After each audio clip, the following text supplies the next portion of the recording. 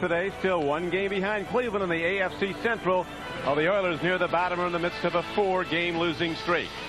Good afternoon, everyone. Don Criqui with Todd Christensen. A year ago, the Oilers were the hottest team in football in the midst of what would become an 11-game winning streak and a divisional championship. That was when Warren Moon triggered the run-and-shoot offense.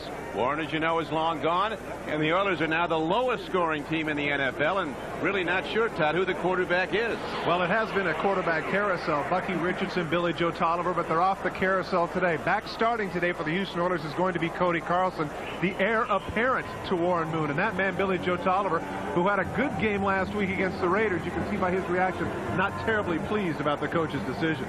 The Steelers come in at 5-3. Coach Bill Cowher says what he likes about his team is they hang in. They're always in the game, and he thinks that's why they're going to be a playoff team again. Well, the Pittsburgh Steelers are a resilient ball club, and this game is crucial on a lot of counts. Most significantly, the end of a 3-game road trip, a game that they very much want to win, leading into back-to-back games over the next 2 weeks in Pittsburgh against the Buffalo Bills and the Miami Dolphins.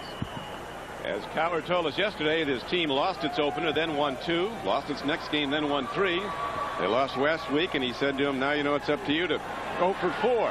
Here is Steve Jackson returning the kickoff for the Oilers, and he is across the 25-yard line. A hard hit put on as the Steelers come down a popping hard. Jason Gilden, a rookie who's starting to come on, making the play on special teams. As we look at the front wall of the Houston Oilers, Hopkins, Flannery, Bruce Matthews, one of the best in pro football, Kevin Donnelly, and David Williams. Yesterday when we talked to him, Billy Joe Tolliver acted like he was going to start today, but it's Cody Carlson. Gary Brown, the lone runner, who's had his injury problems this year. And they, of course, use an array of wideouts. They start with 3 wide receivers and a tight end, Pat Carter. But adding the tight end to the Houston offense has not worked. It's really taken away the firepower of much of the run and shoot. Here's an out pattern. The ball is thrown. Haywood Jeffries comes down with the ball out across the 35-yard line. As we look at a tough Steeler defense with Williams, Steed, and Kevin Green up front. Chad Brown will be an inside backer. Greg Lloyd will be an outside backer. They'll start with extra defensive backs in their dime set because of the run and shoot offense of the Houston Oilers. Darren Perry, one of their safeties, is an NFL leader with 6 interceptions so far. Second down and less than a yard for the Oilers on this opening drive. Brown running hard. He questions the Steeler defense and gets the ball out to the 43-yard line. Taken down by the nose tackle Joel Steed and by linebacker Levon Kirkland.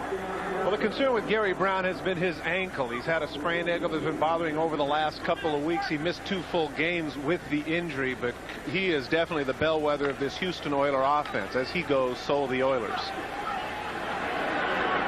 He had such a great second half a year ago when he ended up as over a 1,000-yard rusher for the divisional championship Houston team.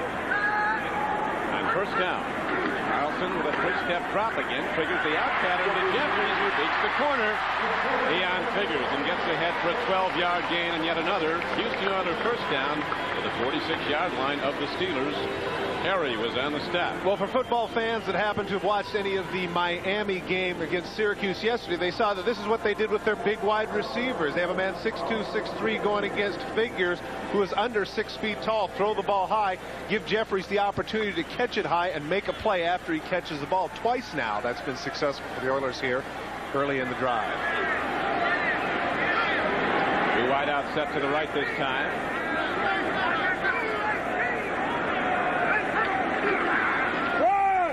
Brown looking for room to run, and he finds it, turning it upfield, crossing the Steeler 40-yard line, and he gets it down to the 38, and on a first down carry, he's ahead for 7 or 8 yards.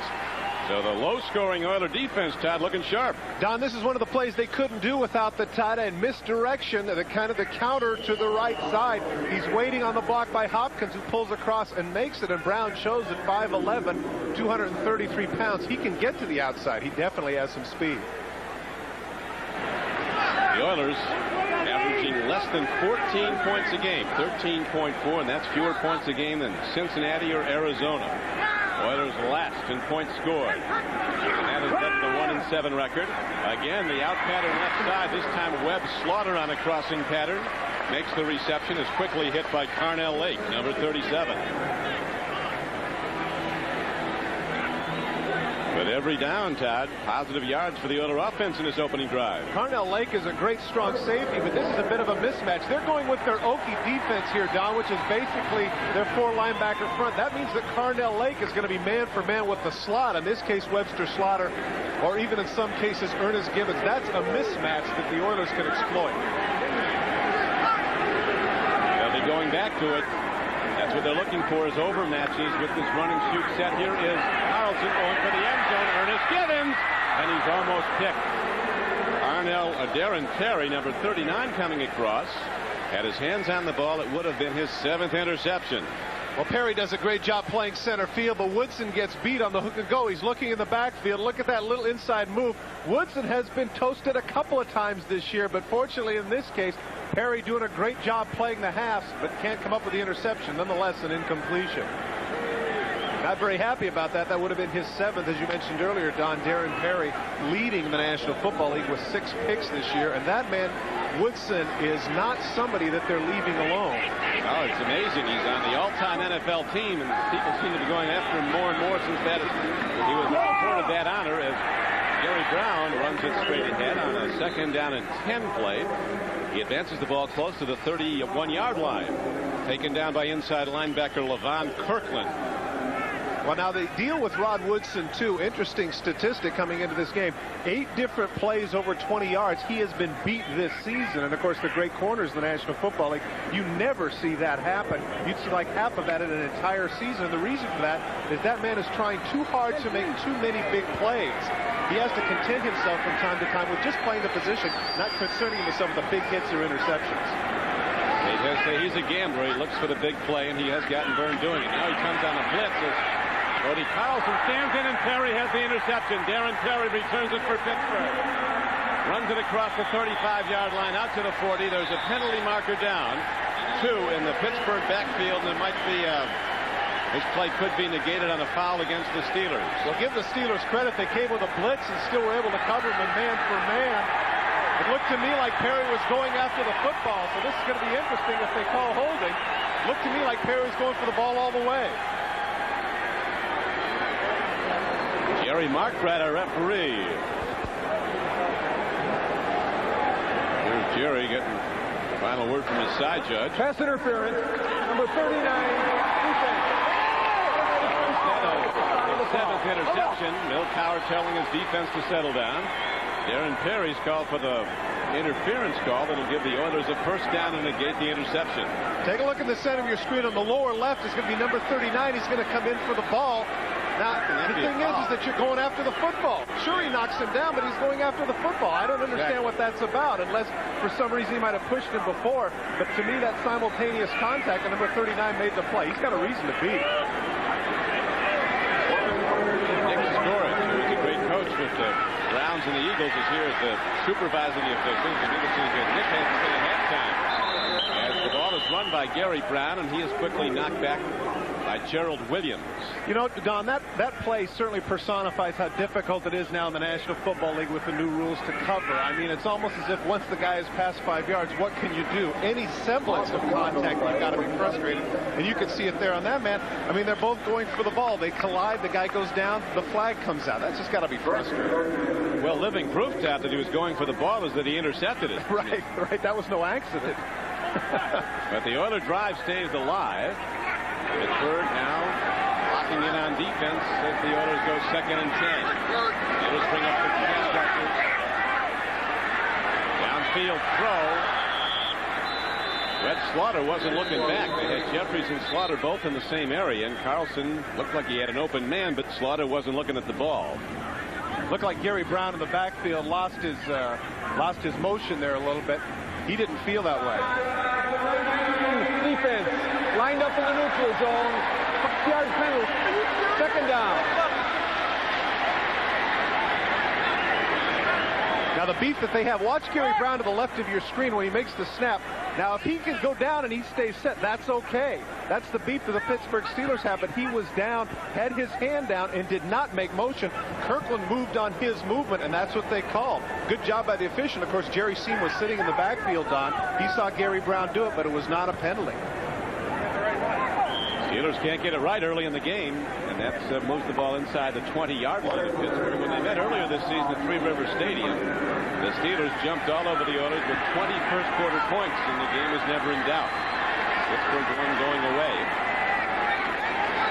We're talking yesterday about the importance of getting points up first if they can, and right now they're well in field goal range.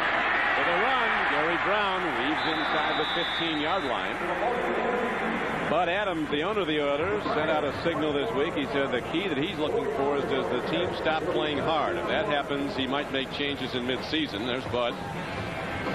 But they played hard every week. They could very well have a number of wins this year. Well, one of the big decisions they made today is, I really think, based on this drive, you take a look at what Cody Carlson is doing with this team. His leadership has an awful lot to do with this. You know, the two other quarterbacks, Tolliver and Richardson, they have some ability, but they certainly don't have any experience compared to Carlson.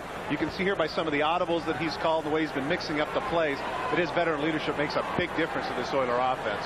And he has a winning one-loss record as a starter for the Oilers. He is playing banged up with a knee that's going to require some arthroscopic surgery after the season, but so far today he looks real good, and so do the Oilers. In a pregame show today, Kevin Gilbride talked about trouble in the oil patch. What he chooses, and you know, we've always done what he wanted. You know, when he hired Jack Pardee, it was for one specific purpose. He wanted to run and shoot in, and then when he's wanted something different, we've adapted and implemented, and unfortunately we haven't been as successful with it as he or any of us would have liked, and I think that's where the frustration comes from. He, of course, is Houston Oilers owner Bud Adams, an original AFL owner, and there's Kevin Gilbride, who was denied permission to talk to the University of South Carolina in the offseason. They were going to offer him a 5-year, $3 million contract to coach the Gamecocks, but he was not given permission to talk to him. That's highly probable he won't be back here next year. Gary Brown on 3rd and short on a quick hitter up the middle is stopped by Woodson, who came in to submarine him. He came in on the blitz and took a chance. We just mentioned the fact that Rod Woodson has been taking chances, getting burned from time to time, but what a great play he makes. Watch number 26, top of your screen, cut inside. There's no way that John Henry Mills can make the block, and Woodson stuffs Brown for no gain, forcing a field goal. And out comes Al Del Greco, who's not had a memorable year. He's been a terrific place kicker throughout his career. He is 5 of 9 on field goals, including a miss against the Raiders at Los Angeles. They could have sent that game on. Here is the try now right down the middle by Del Greco. So opening try today, Del Greco is perfect. And the underdog Oilers on their home field take a 3-0 lead. Nice shave. And by Starter, leading apparel and headwear of the NFL. With Todd Christensen, Don Criqui back at the Astrodome, where the Oilers have just driven 46 yards on the first drive of the game, culminating in number 3, Al Del Greco, hitting a field goal to give them a 3-0 lead. Jack Pardee very much under control yesterday, Todd. He did not seem like a coach mired in a 1-7 season. But obviously he's a guy that's feeling the pressure. As he said a year ago, we were winning a lot of games. Particularly frustrating for everybody because these guys are used to winning. A high spinning kick downfield taken at the 20-yard line by Dwight Stone, the fastest Pittsburgh skater, gets to the 32. As we take a look now at the starting lineups on offense for the Steelers, Jackson, Duval, Love is having a big year. Dermody Dawson, many say, is the best center in the NFL. Callison Searcy playing good football on the right side. O'Donnell at quarterback, the pass catcher John L. Williams at fullback, Byron Van Morris from Texas Tech out of Cooper, Texas, having a big rookie season. Yancey Thigpen will come in as the extra wideout to join Hastings and Johnson, and Eric Green, the Pro Bowl tight end, the biggest tight end in the game and one of the best, maybe the best as a blocker. What do you think, Todd? I think you'll get some argument from Ben Coates. Yeah, I think Ben Coates is the best tight end in the NFL right now.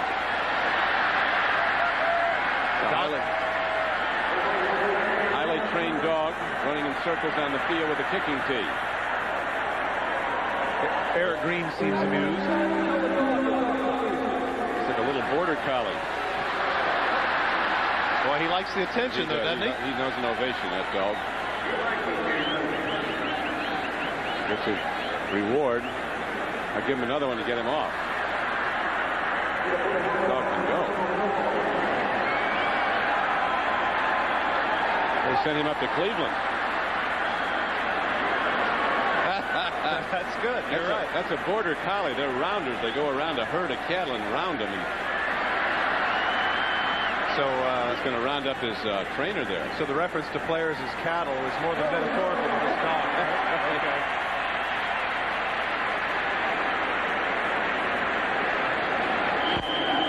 Dog is pumped. I think maybe they'd be better off to let Mojo get the tee next time, huh? Well, Mojo's now retired, Todd. He's still with the Oilers, but his full flips off the field or no more. First down and 10 Steelers, down 3-0. Van Morris, 245 pounds of running back, is swept under. Eddie Robinson, an outside linebacker for the Oilers, coming across to make the tackle as we look at the front seven for Houston. Davidson, the perennial All-Pro Childress, Montgomery, and Lamar Lathan. Robinson, Al Smith, the leading tackler, and Michael Barrow, the linebackers. Dishman and Lewis, two good cover corners. Blaine Bishop is getting a lot of accolades, making a lot of plays with Marcus Robertson. Steve Jackson and Bo Orlando, the extra DBs, in the dime.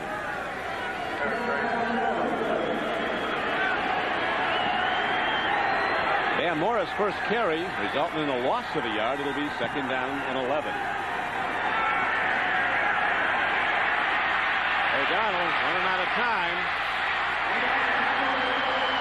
He's taken down. That's a sack as he swept under behind the line of scrimmage at the 29-yard line. And that gives us a chance to swing to NFL Live in New York and Greg Gumbel. Greg? All right, Don, in Atlanta, the Falcons are on the board first against the Chargers. Jeff George to Terrence Mathis. Watch Mathis's effort. 9 yards and a touchdown. The extra point, the Falcons over the underdog Chargers today. 7-0, Don. Thanks, Greg. 6:55 to go, first quarter here at the Astrodome. As you see, 3rd and 12. Here comes the big rush. O'Donnell stands in. They pick up the blitz. O'Donnell fires. He's got a man, Andre Hastings. He dives out to the 40, but he'll be about 3 yards short of a first down.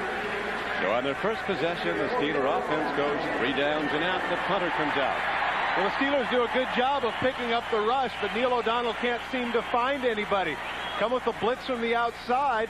Here you can see Blaine Bishop coming in. John L. Williams picks him up. O'Donnell plenty of time to look downfield and find somebody. He finally does find Hastings, but not enough for the first. Good coverage in the secondary by the Oilers. Ernest Givens, you saw standing back deep, waiting the punt of Royals. He hits it downfield and hits it very well for the Steelers. Givens fair catching back at the 7-yard line. Bad decision. So Houston gets a second possession now with a 3-0 lead.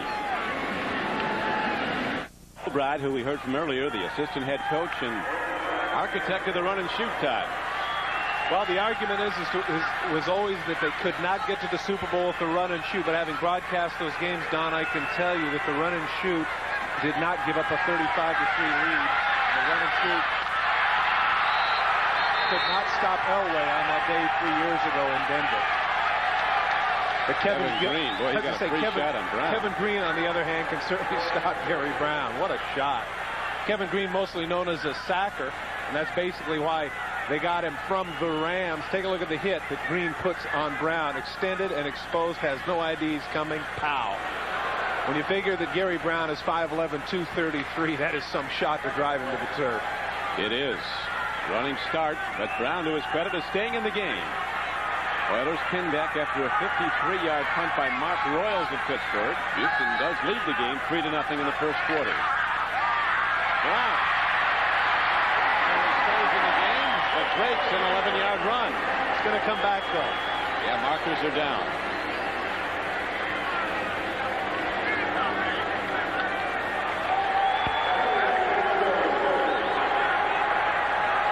You mentioned to his credit, you're right. He took a shot and came right back with him.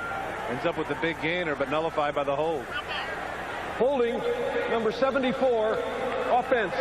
The penalty will be from the spot of the foul behind the place where the run ended. Half the distance to the goal, second down. Bruce Matthews, the center for the Houston Oilers. If you're somebody who is very much into line play, you have to be interested in today's game. Arguably the two best centers in the National Football League. Number 74. Take a look. He cuts off the path of Kirkland. There's Kirkland right there. Can't get out. That's ticky-tack. I don't see that call at all. That's bad. Gotta let that go. Not a good call. But as I mentioned, Bruce Matthews and, of course, on the other side, Jermani Dawson, that many feel might be the best center in the game today, Don. They're two great ones.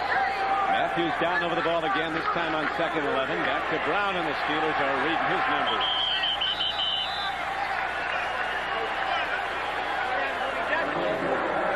Wednesday, an article in one of the Houston papers about turmoil, and Adams blaming Gilbride for keeping the run and shoot. Well, of course, that's his level of expertise, Don. You know, that's like blaming you for keeping it at play-by-play. I mean, that's what he does. That's his thing. And that's basically, as he mentioned, along with Jack Pardee, the reason they brought him in.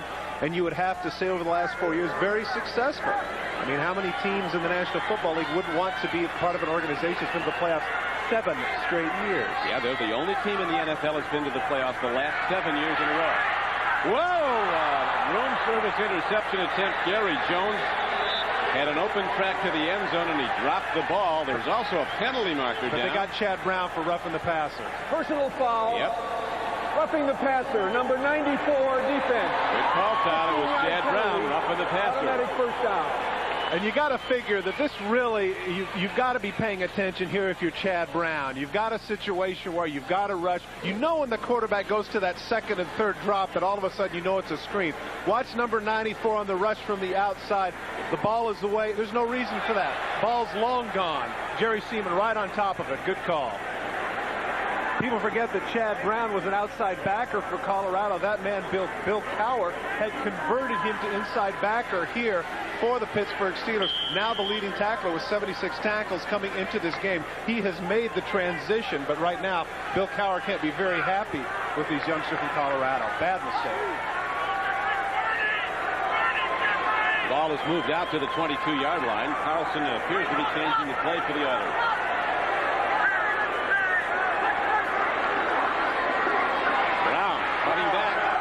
Ahead to the 28-yard line.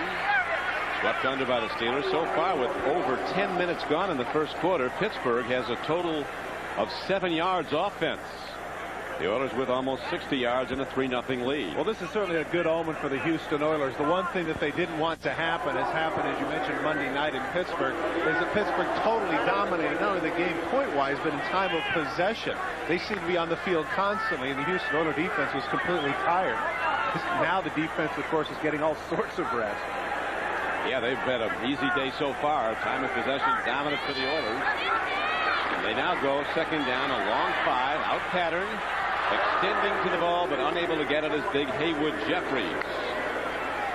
Well, Haywood Jeffries is the one receiver for the Houston Oilers who has been having a good season. 42 catches now, 4 touchdowns. The others, however, have their numbers considerably down, and certainly a lot of that has to do with the fact that they've had that merry-go-round of quarterbacks. But give Jeffries credit, he's established rapport with all three, hence the reason why he's on pace for another 80-plus season. He doesn't get the ball. I guess like a lot of receivers shot, he lets the coaches know about it and the quarterbacks. A lot of the best receivers like Michael Irvin at Dallas, they never stop lobbying. Big rush by the Steelers. Kevin Green, number 91, in on his 7th sack of the season. Chad Brown also got there, so the Steeler pass rush gets to Carlson and stops the drive. Chad Brown comes from the inside backer position, Green from the outside. As we mentioned, that was what Brown did when he was in college. Here comes Green. He cuts to the inside. Now they have to come back out. They're coming with everybody. And there's Green right on top of him, coming from nearly between the guard and center gap. Very effective blitz by the Steelers. Early hit punt. And it does take a big Oiler roll, so it worked out well for Rich Camarillo, who's been a Pro Bowl punter, as he knocked it down inside the Steelers' 35-yard line. And with 3:39 to go in the first quarter, Pittsburgh will go on offense when we come back. back at the Houston Astrodome. 3-0 Houston. Bad snap here, Todd. Rich Camarillo makes a nice play with the one hop. Shows the reason why, besides the fact that he's a great kicker. 5-time Pro Bowler. Bruce Matthews there sitting down. One of the few regular players in the National Football League that still snaps for punts and field goals. You can see by the look on his face, not terribly happy. Not a good series for him. A holding call and the bad snap. The Steelers really with a golden opportunity early, though, when Gary Jones, an extra defensive back, had a ball thrown right into his hands, but it would have come back, as you pointed out. Chad Brown had the pass rush and the pass foul. He roughed the quarterback. Another Steeler interception earlier by Darren Perry was negated on an interference call against Perry. And Morris brings it upfield, and Oilers have been waiting for him, this rookie who's averaging almost 5 yards a carry. Well, Michael Barrow, former inside backer of the Dolphins, makes the play. He's the one that forces it to the inside. Here is the key matchup. The rushing offense for the Steelers, everybody's aware of, 3rd in the NFL. A lot of people don't realize the Oilers rush defense is this poor. Overall, they're 8th in the National Football League in defense, but there you can see 27th. That's not very good, and certainly that's something the Steelers want to take advantage of, but thus far they haven't been able to. Three wide receivers set for the Steelers. O'Donnell with a good timing throw, and his hands outreach. Eric Green comes down with his 31st catch of the year. Let me tell you how big and tough Eric Green is. Marcus Robertson had a clean shot at him. Not only does Green have to extend himself, take a look at how vulnerable he is. They come with the blitz. Tight end's read is to cut to the outside knowing that it's a blitz. Now watch how exposed he is. Normally that hit right there just drops the guy. He might even fumble. But Eric Green at 6'5", 280 not only takes the hit, but drags Robertson for an extra 3 yards. And that brings up 3rd down and 4. Green getting 6 on the pickup. Those 63 balls that he caught last year are the reason for his holdout. Hence the reason why he's only got a 1-year contract. Yeah, he could have had a long-termer, but he elected to go for 1 year, hoping to better his way. Here comes Neil O'Donnell on the run, heading for the 12th man, the sideline, and O'Donnell gets where he had to go, a little bit more. He got the 1st down and an extra 3 on top of that, and get out of bounds without getting knocked down. Well, the reason that he was able to make that run is the offensive line of the Pittsburgh Steelers kept the Oilers out. Take a look at the time that he has to throw. He looks to his right, looks. Look how far away the Oilers are. Look at the pocket. Just complete protection as he cuts back to the left because the Oilers are in man coverage. They have their backs turned to the quarterback, enabling O'Donnell to get the 1st down. He ran out of bounds, but the clock's still running.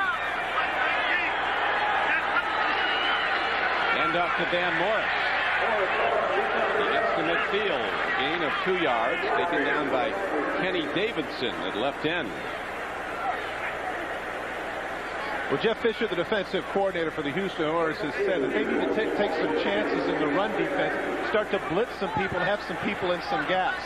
There's the youngster, former disciple of Buddy Ryans at Chicago and Philadelphia, defensive back coach for the San Francisco 49ers last year. He has done a really good job, considering the loss of their 2 leading sackers, William Fuller and Sean Jones, with this defense. Yeah, when those 2 guys left, 23.5 sacks left with them, Fuller and Jones. Look at Van Morris working his way on 2nd down and 8, fighting through Oilers and getting a 1st down for Pittsburgh. Well, one of the things that the Steelers want to take advantage of is the defensive line of Houston is not that big. Their biggest man is Montgomery at about 280 pounds, and you can see the blue shirts are downfield. Making the tackles like this 9, 10, 11 yards downfield bodes well for the Pittsburgh Steelers, and they want to take advantage of the fact that they feel they're more physical up front than the Oilers.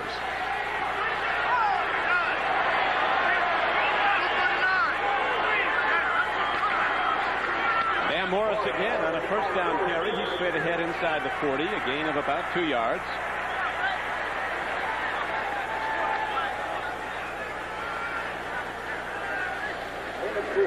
A pumped up Jeff Fisher looking for his defense to shut down Pittsburgh. And well, I was going to say, Don, the very thing that we talked about is that he needs to, he's screaming at people to find the gaps. If somebody's not in the gap, that's where Morris is able to find his opening. Van Morris, he's got 40 family and friends in the stands cheering him on.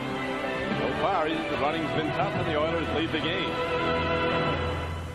The Oilers mired in the throes of a 1-7 season.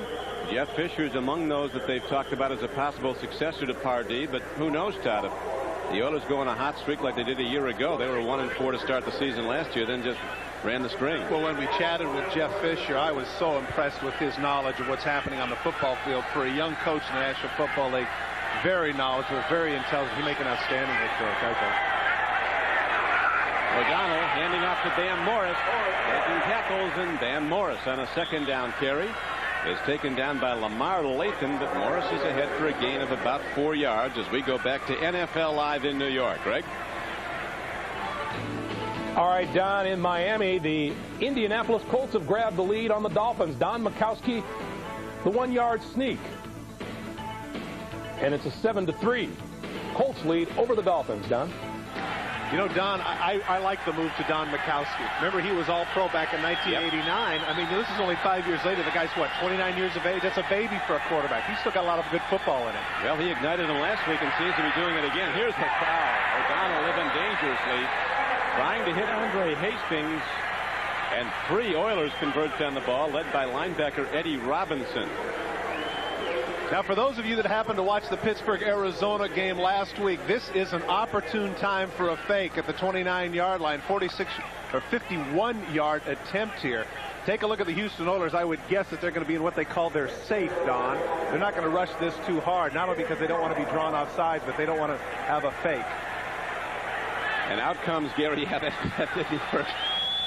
Steeler fans remember that vividly. We'll describe more of it for the Texas fans who didn't see it as the ball is hit downfield, and Gary Anderson, still a sure shot from way out. A 51-yarder ties the game at 3-all. Unable to make the block on Terry Hope, and a 3-yard gain by Gary Anderson was not enough on the fake field goal. They ended up having to go into overtime, eventually losing by 3 points. But that man, Bill Cowher, being the stand-up guy that he was, took the responsibility for that. Yeah, he did. He stood tall and said it was my call and my fault. Duval Love, who didn't make that block, is having an outstanding year, though, for the Steelers. But then again, it became all moot today as that man, Gary Anderson, was able to pump it through from 50 yards out. Anderson's kickoff, not too deep. Jackson runs it back and gets to the 29 or 30-yard line for Houston. And there the Oilers go on offense with 14:03 to go in the first half. As I mentioned, Bill Cowher, being a stand-up guy, says that's my call all the way. I don't know if that costs us a chance to win the ball game, but he said that one's on me. And, you know, it's very easy, as I mentioned to Bill yesterday. I said, you know, Bill, you could have put that on Duval Love because all he had to do was just get in the guy's way and you'd have gotten the first down. But that's not his style. He also pulled aside Bam Morris and Charles Johnson, CJ, after the game, after his fumble, to say, I don't want you to change the way you're running. You know, there's nothing negative about it. And I think that's one of the reasons why, almost to a man, the Pittsburgh Steelers love to play for that guy. Yes, they do. He's going to be in this racket as a head coach for a long time. 3rd year, and Steelers fully expect to have a 3rd straight playoff season under Bill Cowher. Carlson hands off to Gary Brown, who's been running well, and he takes it to the 33-yard line. Gain of about 3 yards on the play. Evan Green, the outside linebacker, who's been a most valuable free agent acquisition now in his 2nd year with the Steelers, most of his career at the Rams, and he was happy to leave Anaheim. Now, one of the things that they have to be careful of, though, Don, as you mentioned, Carlson now has come up on 4 separate occasions and audible. Every time he's audible to a run. He's got to be careful that he's not being too predictable there. He needs to audible out to some different things because the Pittsburgh defense is not stupid. They're going to start to adjust to the off-tackle audibles to Brown. Let's see what he goes to now. Looks like he might be audibling right here. The wide receivers all shouting the instructions out to the further flanks. There's an out pattern looking at Ernest Gibbons. That's where he was shooting, but it's incomplete. Rod Woodson covering on the play, and the Oilers offense here's some boos. Oilers on offense, Todd, with their current 13.4 per game scoring average, are on target to score about 214 points this season, which would be the least scored by an NFL team since they went to the 16-game season. Part of the problem with Carlson now is that because of the inactivity. I think it's difficult to come into a game like this against a great defense like this and continue to come up and audible. 0 for his last 4, 3 for 7 thus far. I think he needs to have more plays in the huddle and stick with what he has.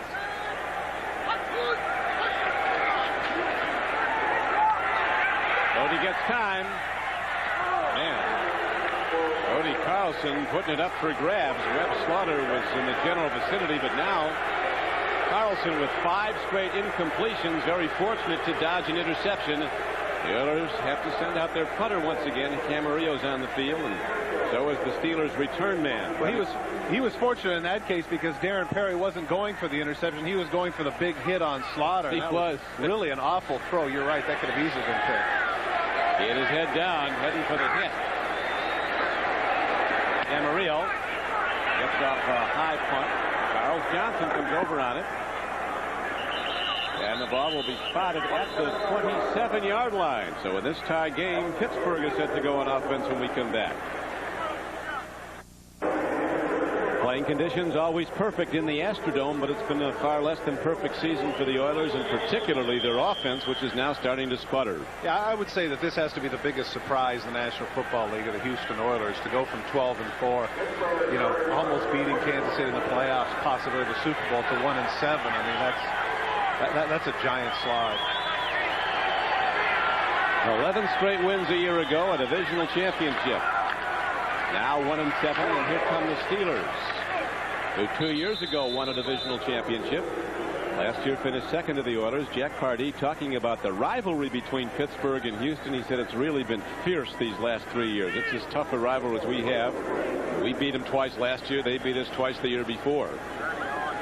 Well, and thanks to the so-called realignment, they will be maintaining that same rivalry now for years to come. Joined now by Jacksonville. We'll be looking to stop on an expansion team for a few years. We won't teach our kids geography based on the alignment of teams in the National Football League. The Atlanta owner said they put us in the NFC West and said it was temporary. 30 years later, we're still there. Out pattern thrown to Charles Johnson, but covering is Darrell Lewis of the Oilers for little or no gain. And he's been having an outstanding season. Darrell Lewis missed all of last year with knee surgery, and this is a position where you absolutely have to have your knee at cornerback. 4 picks. He has made some big plays the last 4 or 5 weeks, and of course, in the Houston Oilers defense, they play a lot of man-for-man coverage. You can see all over Charles Johnson right there. Strips the ball out. I'm not sure that he was completely down. I don't think he had his momentum stopped. Well, they felt he did. Brings up 3rd down, and O'Donnell has to throw as he sets in the shotgun. 3rd down, and the Steelers need over 5. Woo! Comes in high. Going for the ball was Andre Hastings, and as you see it, caroms off his hands. Jackson on the coverage, and the Steelers have to punt it back to the Oilers. If you're a fan that likes blitzing defenses, you got to like today. Watch all 7 are going to come for the Houston Oilers. Look at them coming right at O'Donnell. Man-for-man coverage. Oilers once again, great job in the secondary, forcing the punt. Givens dropping back. Mark Royals ready to punt it for the Pittsburgh Steelers. 11:30 to play in the first half. It's a 3-3 game. Line drive punt. Be tough to handle, though. And it takes a hop back at the Steeler return coverage team. And the Oilers are ready to go on offense once again in a game that's lacked the big play. Pro Bowl defensive tackle for the Houston Oilers. As we mentioned, one of the undersized former defensive end. He plays at about 270 pounds, but the trips that he's made to the Pro Bowl certainly would indicate that he's made the transition pretty well. Quickness still very strong, and here's Carlson firing downfield, and he has now missed his last 6 throws in succession. And with each miss, the boos get louder here at the Astrodome. We mentioned earlier the coverage of Rod Woodson. Let's take a look at him. Ernest Givens inside is going to run the in. Look at the left hand. You can see that Givens is almost completely off his jersey. As Raymond Chester, old tight end for the Oakland Raiders, used to tell me, I used to tell him when he'd get held or cheated, I'd say, Ray, how come you're not angry? He said, listen, Todd, it's a good play if he gets away with it. Is that right? That's what Ray used to tell me. Yeah, he was a great pro. Great tight end. And a great cornerback out here gets away with one. You're only guilty if you get caught. 2nd down and 10 now for the Oilers. Carlson play fake, fires it out. Incomplete at the 46-yard line. He triggered it to Gary Wellman. The Pittsburgh Steelers are hoping to stay within a game of the Cleveland Browns and then head to that showdown December 18th at Three River Stadium when Cleveland comes to Pittsburgh. The biggest win of the Steelers this year has been the win at Cleveland. They finish in a tie and win that 2nd game. they would go in as division champion. Oilers only 1 for 4 on third down conversions. Cody Carlson 0 for his last 7.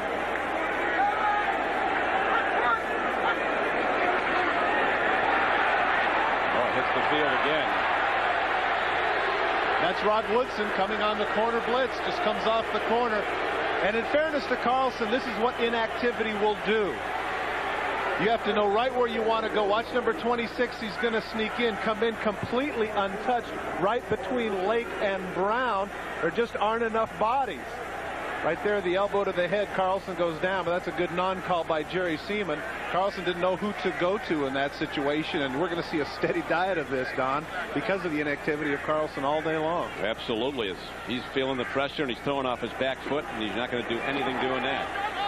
Think positive as the ball is hit downfield.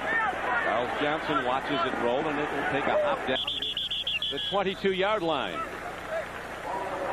As we tell you that tonight, NBC presents 2 action-packed premieres at 7 o'clock Eastern and Pacific, 6 Central Time. It's the special 2-hour series premiere of the most anticipated news show of the year, 7 Eastern and 6 Central Time, here on NBC. And here on NBC, we have the Steelers and the Oilers in a 3-3 tie with Eric Green. 1 catch for the day. He'll figure in more prominently. An interesting point here, Don. They just went with a different group of wide receivers. They must not be very happy with the route running of some of the people they've had. Now they have Dwight Stone to the outside, and they've taken Hastings and Johnson off the field. You brought that up with Charles Johnson yesterday about the criticism of his route running. He said, yeah, he's got work to do. He's not been running sharp routes. Van Morrison breaks the big one as he gets ahead on 1st and 10 for a gain of 15 yards and a Houston first down. Well, that's a Pittsburgh first down. Well, that's a great call by Ron Earhart on the offensive side, and very strange on the part of the Oilers. They go with a 2 tight end offense. You got to figure that they backpedal with 7. They catch him in not much of a rush, and they're able to knock people downfield. You saw a great job by Kalis knocking off Al Smith, who was at the initial point of attack, and Morris shows that not only can he run, but he can catch the ball as well. Great call by that man, Earhart. Argo Earhart, a man who loves the power run game. O'Donnell on a sprint out. Takes a look at an open Eric Green. He is submarined by Darrell Lewis, but Eric Green is downfield for 18 yards and yet another Houston or Pittsburgh first down. Well, Eric Green, of course, is the one that they go to, as you mentioned. That's his 32nd catch. The misdirection, everybody is going to the left side. You can see Al Smith fooled completely by the play-action fake. He lopes across the field on the deep crossing route. Lewis upends him. Look at the direction, the misdirection. Look at all the blue shirts going to the left. O'Donnell rolls out, has Green wide open. That play has been a staple for the Pittsburgh Steelers over the last 2 seasons.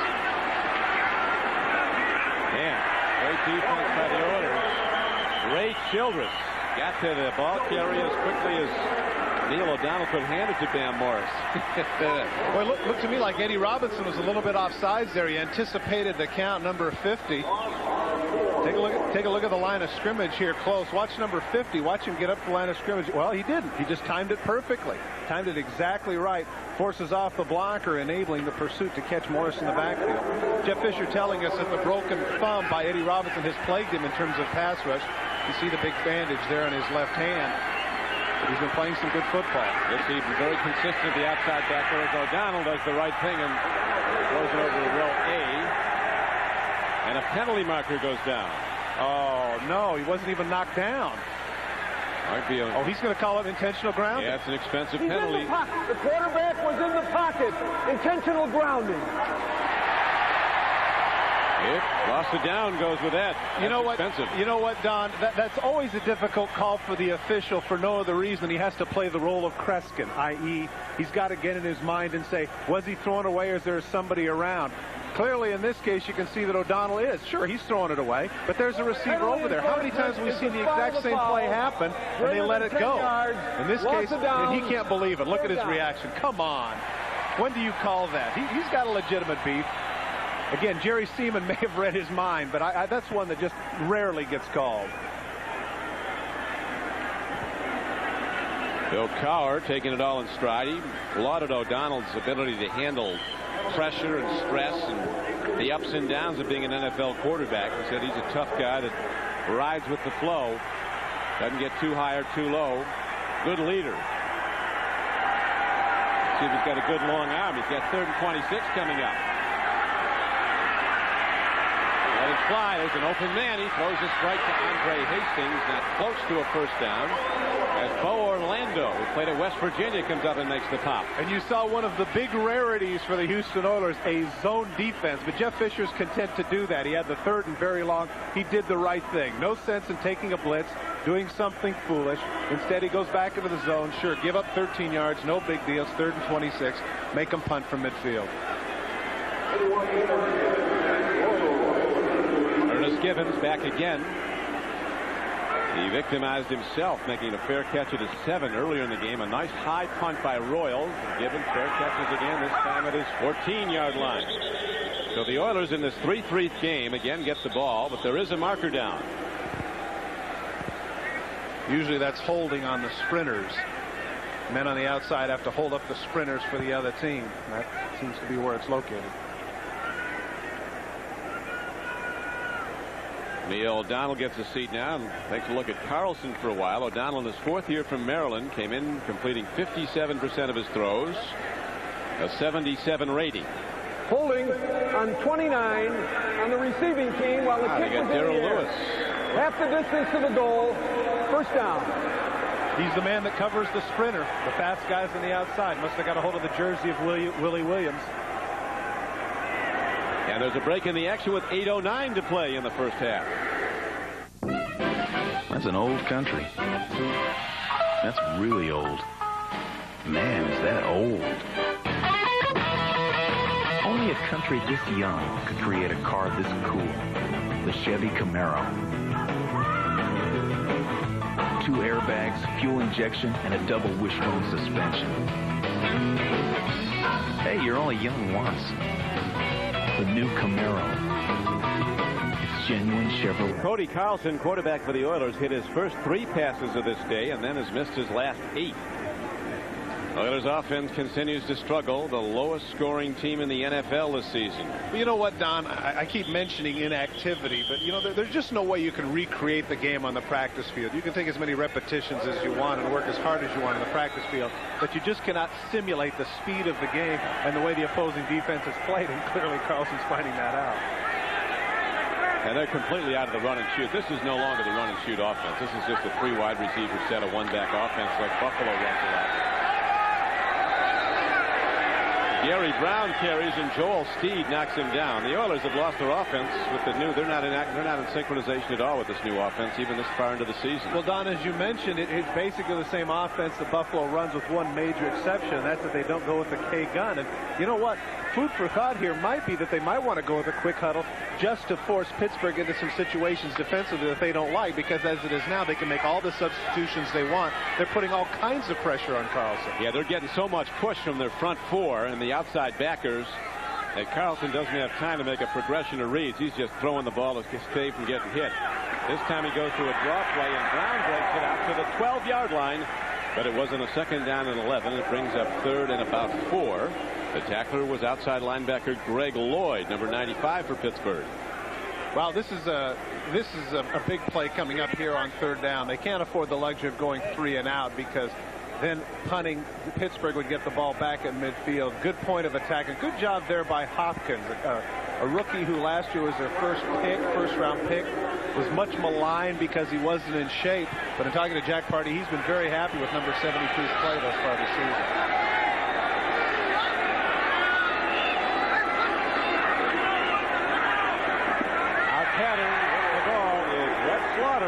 Ahead, and a big ovation as the Oilers get a first down. They had 3 in their opening drive, which culminated in a field goal by Del Greco and an early lead. But since then, they've been sputtering, stopping themselves, and now they do hit the first down throw.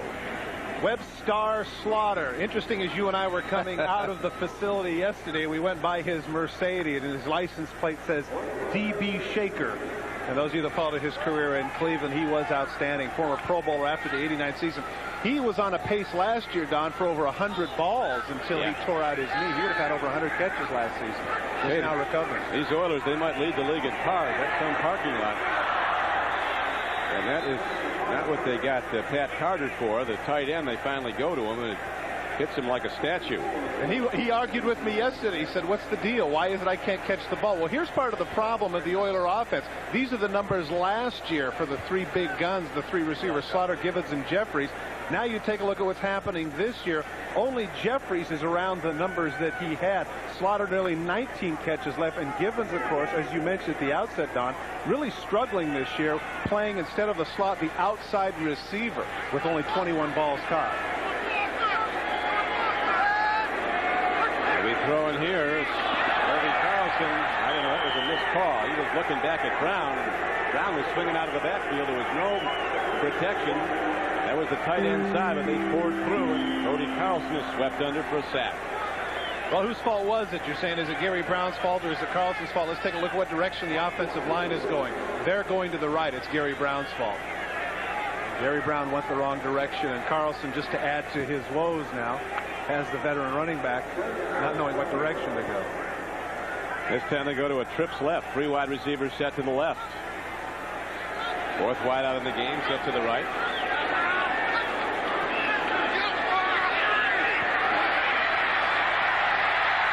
Gary Brown has the first down. He's across the 35, out to the 40. He'll be out to the 42-yard line.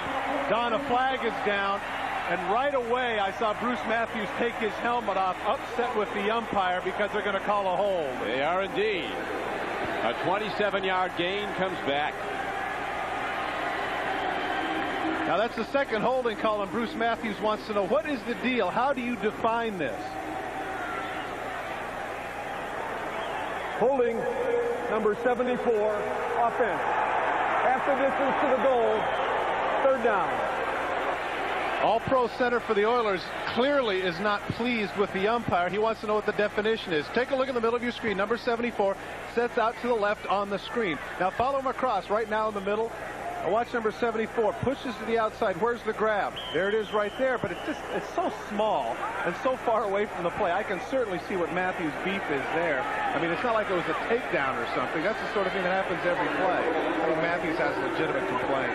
There's no question it's a borderline call on the second against him, and it negates the Oilers' biggest play of this game, a 27-yard gain. Now it's 3rd and 20. Here comes the rush. Carlson never had time to load and let it fly. He was looking at Lorenzo White, who's just in the game, number 44. I certainly have to question that call anyway. Got a situation here where you got 5 minutes left in the half. You need to run the ball there, call a drop play, keep the clock running. Instead, they only come with 4 rushers, but they're able to get some good penetration, knocking him down to the ground. It's Jason Gilden, reserve linebacker, who came in with a good rush. And in comes Rich Camarillo to punt the ball. Steelers with a big rush on. Camarillo gets off a good one, and Rod Woodson runs it back, takes one hit. And Woodson gets it back to the 47-yard line. So the Steelers start with good field position with 4:56 left to go in the first half. Saturday, November 19th, NBC Sports has... I wanted to ask you something, Don. As they say in the hood, do you have a game? Did you have a game? I had a game. Past tense. I can still launch. Here is the tight end John Hayes running with the ball for the Steelers, and running very well down inside the 30-yard line. They'll spot him right at the 30. A 16-yard gain, so they go to John Hayes for the first time this day and get a big play. Well, Jonathan Hayes, former tight end of the Kansas City Chiefs, to the left of your screen, misdirection. Eddie Robinson lets him go to the left, and again they come back out. They have Eric Green covered, but not Jonathan Hayes. In fact, they have Green too well covered.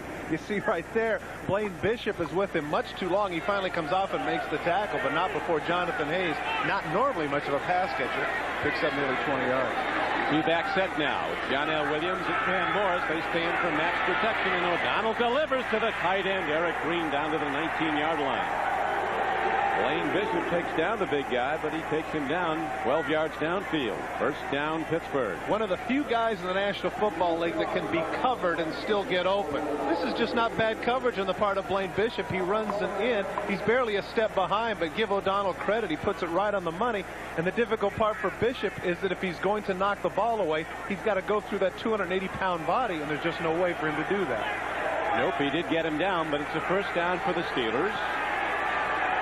A O'Donnell sets his wide receivers wide right this time and goes to Bam Morrison. There's nothing but Oilers to take him down in the backfield. A loss of 3 yards on the play. Michael Barrow, a former All-American linebacker at Miami of Florida, and big Glenn Montgomery, number 94, were on the stop. Well, this has hardly been what you'd call an offensive extravaganza, as witnessed by the numbers we're about to present to you. No, it's been less than that. Oilers started out well, but now they 19 yards pass offense. But look at the rushing yards for Pittsburgh, only 24, and as we mentioned at the outset, averaging 144 yards a game, so both defenses playing well. O'Donnell against the big rush by Childress, throws up the middle. Incomplete. Thigpen. I'm sorry, that was a nice play by Darrell Lewis, reaching over the top. Very catchable ball, and Lewis does a great job of getting his hand right on the arm. Take a look. He's going to run the crossing pattern. Coming into your screen from the right is Thigpen. Look at Lewis, as I say, close on the ball, get his hand right in the way. Playing some good football today. They're going to be going to Thigpen more, Todd. As you know, he caught 3 for 95 yards against Arizona last week, including a 60-yard touchdown. He can get deep, very fast, sure-handed. Thigpen goes out wide to the left now, the top of your screen. And we go to the play-by-play shot. Over the middle, John L. Williams, who's caught over 500 passes in the NFL. And what a smart play by Ray Childress. Ray Childress played what Merlin Olsen used to play for the Rams in that what they called the spy. He doesn't go with the rush. Watch number 79. Stays at the line of scrimmage. Look at him backpedal right there. He knows that they're coming with the screen. Great play by number 79 to shuck off the blockers, stop Williams for a relatively short gain, and set up the second field goal attempt by Anderson. Be a 39-yard attempt. Spins it up and right down the middle. So Gary Anderson, in the midst of yet another standout season, is 2 for 2 today. He is 12 for 13 for the season. He's not missed an extra point, and he gives the Steelers their first lead of the day, 6-3, with 2:08 to go in the first half. Steelers came in here expecting it to be a street fight. They knew that the Oilers would not lie down. That's one thing about this Houston team, and Cowher pointed it out. They might be having some tough luck, but they're not quitting. Well, certainly not on the defensive side. I think the problem right now is on the offensive end. Which is inept. Yeah, Cody, and of course the big penalty, you know, if they can get the Gary Brown play, the big screen pass is not negated. Maybe they're in business, but instead they have to punt, and that's part of the game.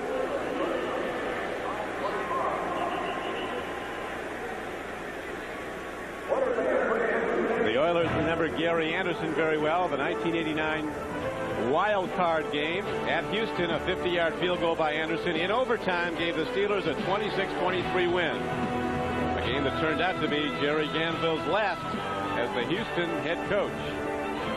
Gary Anderson, basically the major part of the offense for the Pittsburgh Steelers today. He already has a 50-yarder to match that one. That was his first kick from that distance. And I wanted to ask you something with regards to that. Do you have an explanation as to why they've been so poor from that distance? Coming into last week, I think it was 4 for 30 from 50 yards and beyond. And in the past, it had been like about a 40 or 45% proposition. Do you have an explanation? I don't, unless, guys were heating the balls in previous years or something. But they're just not hitting them. Steve Jackson runs it back on the kickoff return, and he runs it hard, breaks it out to the 40-yard line. And the Oilers will go on offense with 1:58 left to play in the first half. A 31-yard return, and Cody Carlson comes back out. 3 field goals has been it so far, and Pittsburgh has 2 of them for the 3-point lead. Don Criqui with Todd Christensen. There's been a lot of speculation here in Houston that there might be some coaching changes coming up. Ernest Givens, one of their wide receivers, might have said it best, when he said you could bring in Tom Landry and Jimmy Johnson's not going to help the way we're playing. Yeah, I don't think there's any doubt about it. And, of course, that's always going to happen. I personally like Jack. I think he does a great job. But it makes no sense to me that if you're going to do it in the middle of the season, what are you going to do in the second half? I think that they have to play this out. And clearly, it's been a situation, while they have played poorly in 2 games in particular, they could conceivably at this point be 4-3 or 5-2 with some breaks.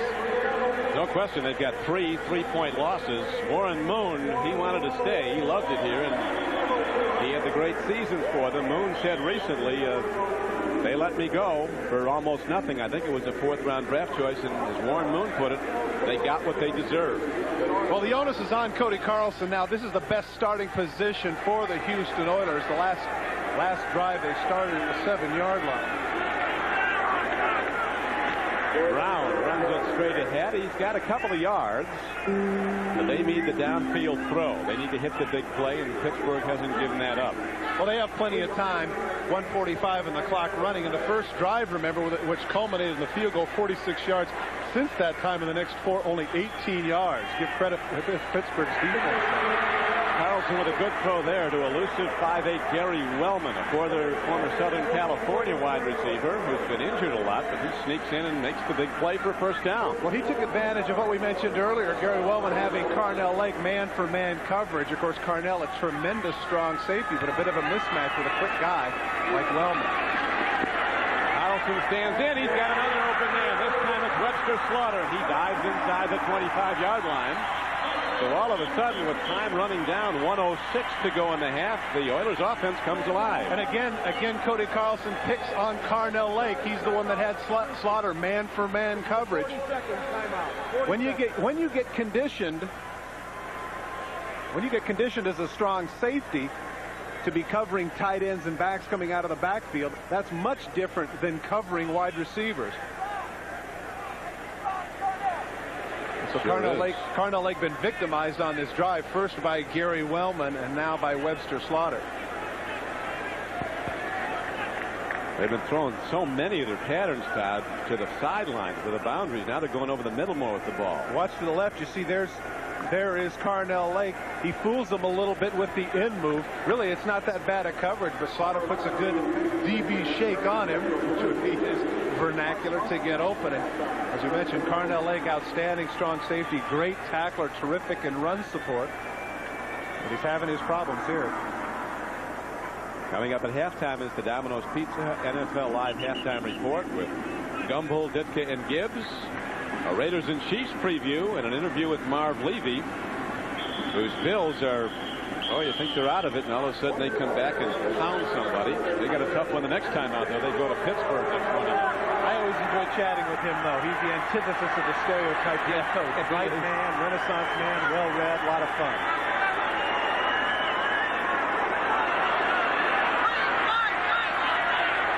Play clock down to 5 as Carlson changes the play. Here comes the blitz. And Carlson wisely throws the ball. Now he's gonna get the intentional grounding. Gary Markwright, and what he's explaining to him right there is that he was between the tackles. Remember, if the quarterback is outside the tackles and rolling out, he can get away with that. But not if he's in the pocket between the tackles. That's what Jerry Seaman was pointing out to him. Take a look where he is, right there. There he just completely throws the ball away. Jerry Seaman right on top of it. Good call. He's pleading his case, but to no avail. Excuse me, Jerry Markwright.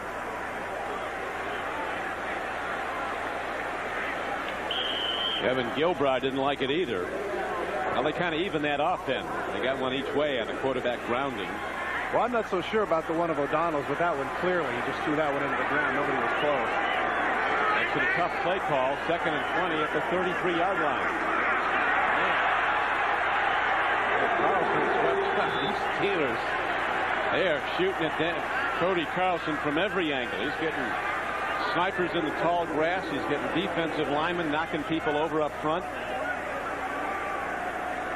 Carnell Lake comes this time. Watch from the right side of your screen, just completely untouched. Gary Brown comes out too late to get a piece of him.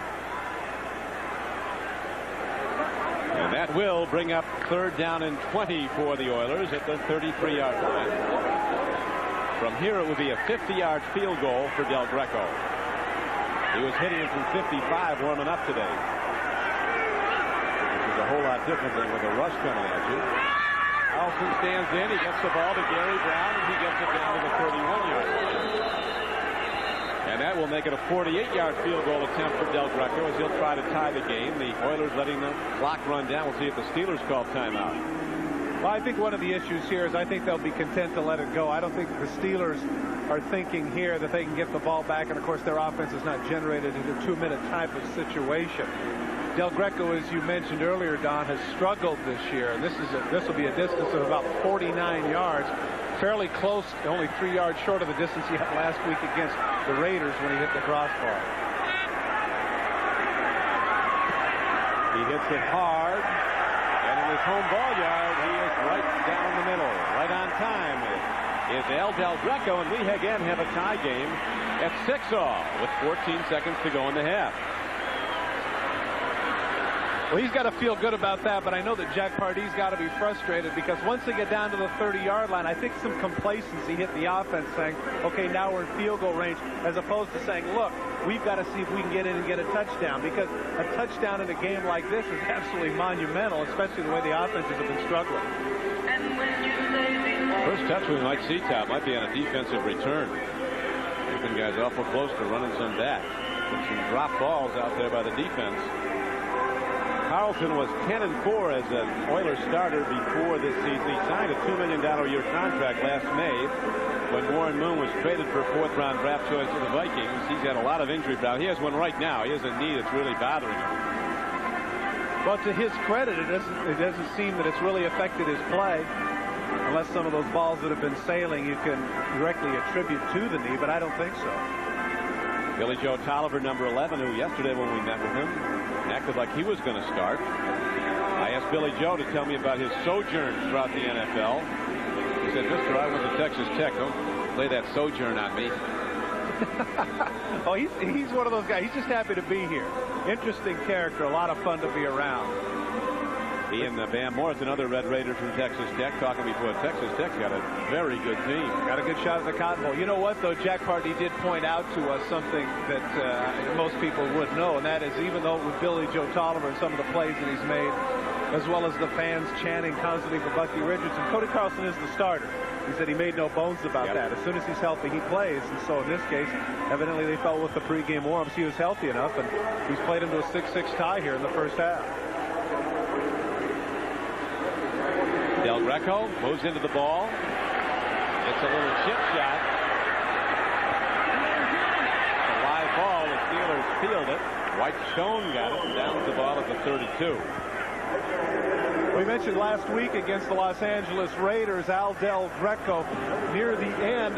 Here it is, a 52-yard field goal to tie the score with basically no time on the clock once the ball is in the air. He gets a good foot into it. There it is. Pow! Right on the crossbar. Oh, look at that face. How unlucky can you get? Not today, though. 2 for 2, and that lasted a 49-yarder. Very healthy kick. He's got to be feeling a lot better about himself, and safe to say, kicker psyches are very fragile. Yeah. Well, he handles the pressure. He's probably the best golfer in the NFL. Oh, no doubt. Of course, good putting nerves. O'Donnell elects to down the ball, run out the clock, so we have a 30-minute standoff through 2 quarters of play. It's a 6-6 game. And we'll be back with Greg Gumbel and the Domino's Pizza NFL Live halftime report. But first, these words from your let alone 2 teams combined. So, as we mentioned earlier, if you like defensive slugfest, this is the game for you. What is interesting, Todd, there's been no turnovers so far. I think we'll see some of those. There's been some very close plays where people almost got pickoffs. El Del Greco with his long field goal late in the second quarter to tie the game, now ready to kick it off to open the third quarter of play. Vikings have gone up the Saints 7-0 on an Ampli touchdown run. Charles Johnson, the rookie #1 draft choice out of Colorado, back deep for Pittsburgh. He backpedals to his 9, and here comes Johnson. Blockers in front. Johnson breaks it across the 40, puts the ball on the field, and Pittsburgh has it at the 42, so they gain an extra 6 yards. Great hustle on the part of Ed Robinson to come up with that football. Bad decision on the part of Johnson to jump up and try and hurdle. Inevitably, when you do that, you're exposed and you're going to lose that football. But heads up on the part of Robinson to cover. Joe Bowden was the man who upended him. Charles Johnson, All-American receiver from Colorado, #1 pick, gets a seam, as you mentioned, jumps up in the air. He was down anyway. But it's a moot point, gets the extra yardage as a result of Robinson picking it up. Great human interest story, Charles Johnson. It really is. He fought back from mean streets and a very tough life to become a potential star in the NFL. O'Donnell has has time to look over a lot of people, and finally he throws downfield, and he puts it right down to the 42-yard line to Dwight Stone. 18-yard gain. Last week against the Arizona Cardinals, heading into overtime, this is what happened. Cardinals kick off, and here is Charles Johnson fielding the ball, and almost a carbon copy of what ended up happening. Take a look as he cuts up the field. Randy Kirk is the one that upends him, and David Merritt falls on the ball.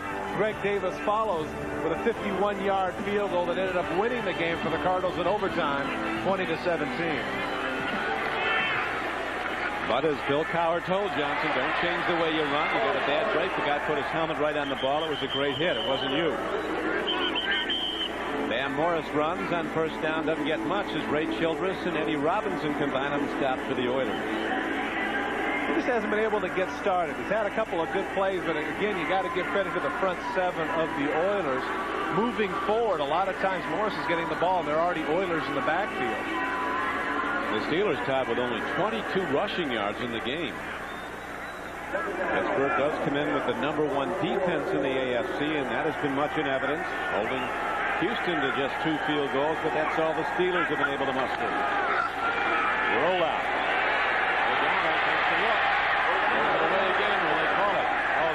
He's out of the pocket. Well, he's out of the pocket that time. Give credit to Lamar Lathan there. He's the one that before, when they had the big play to Eric Green, number 57 for the Oilers, he was the one that got fooled. Not this time. He was right in O'Donnell's face, forcing him to throw the ball away. Lamar Lathan, of course, former outside backer. A couple of years ago as an outside backer for the Oilers, had over 100 tackles and 6 sacks. And this is somebody that they timed in the 40 and 4.39. But nonetheless, he can really go, and so they opted, with the loss of Sean Jones, to have him put on some weight and play defensive end. Steelers have also been struggling on third down. Converted just 1 of 6. This is 3rd and 10. O'Donnell looks, and he throws, and he's got his man, but it's short of the first down.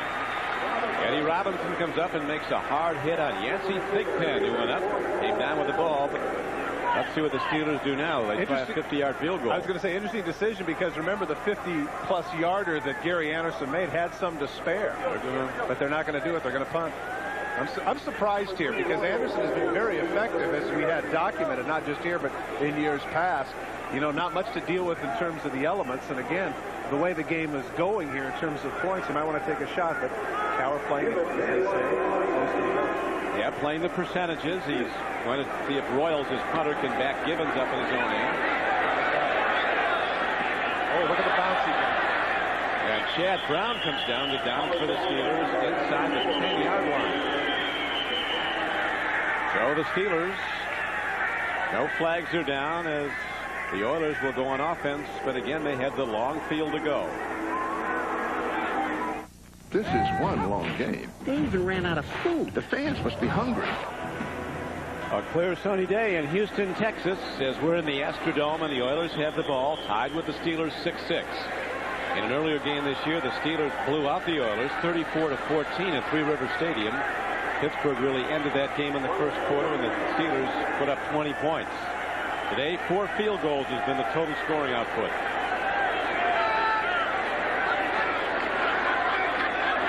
Gary Brown trying to cut back. He's ahead for a gain of about 3 yards. You know, Don, despite the fact that the Oilers are 1-7 this year, people forget that they have a very rich recent history in terms of playoff appearances. You mentioned earlier in the first half, Don, the fact that Houston Oilers are the only team to have been to the playoffs 7 straight seasons. How does that compare with some of the other teams around the National Football League? Well, in history, it's one of the leaders. Not the all-time best. Take a look at Buffalo, the last 6, Kansas City 4, and Dallas 3 straight. That's very impressive when you consider that the way the parity is now in the National Football League. You've done it 7 straight years. Outstanding. During the Landry era, what did the Cowboys do it 9 times in a row? Webb Slaughter running and taking the ball out across the 30-yard line to the 34. It's a Houston Oilers first down. The strong safety, Carnell Lake, was on the stop, but he made it 19 yards downfield, so Houston moves it out.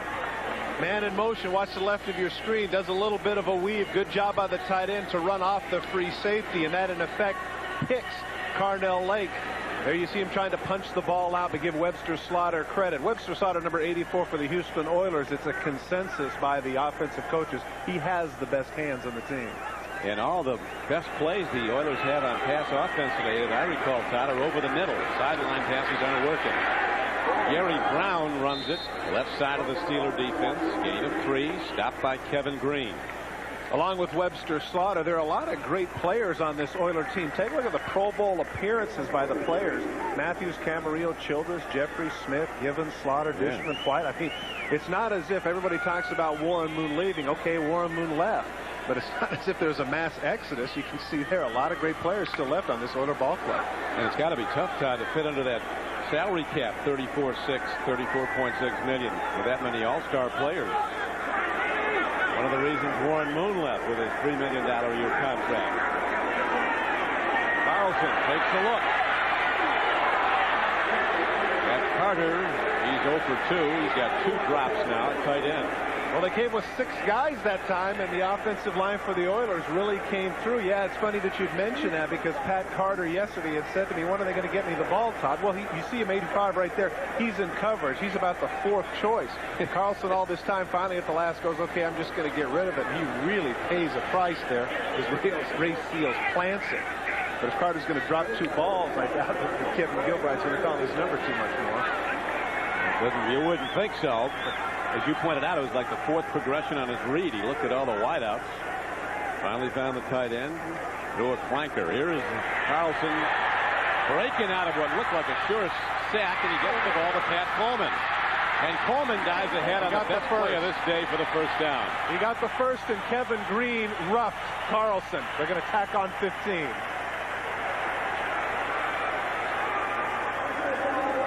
Roughness on number 91, defense. That's it. 15 yards from the end of the run.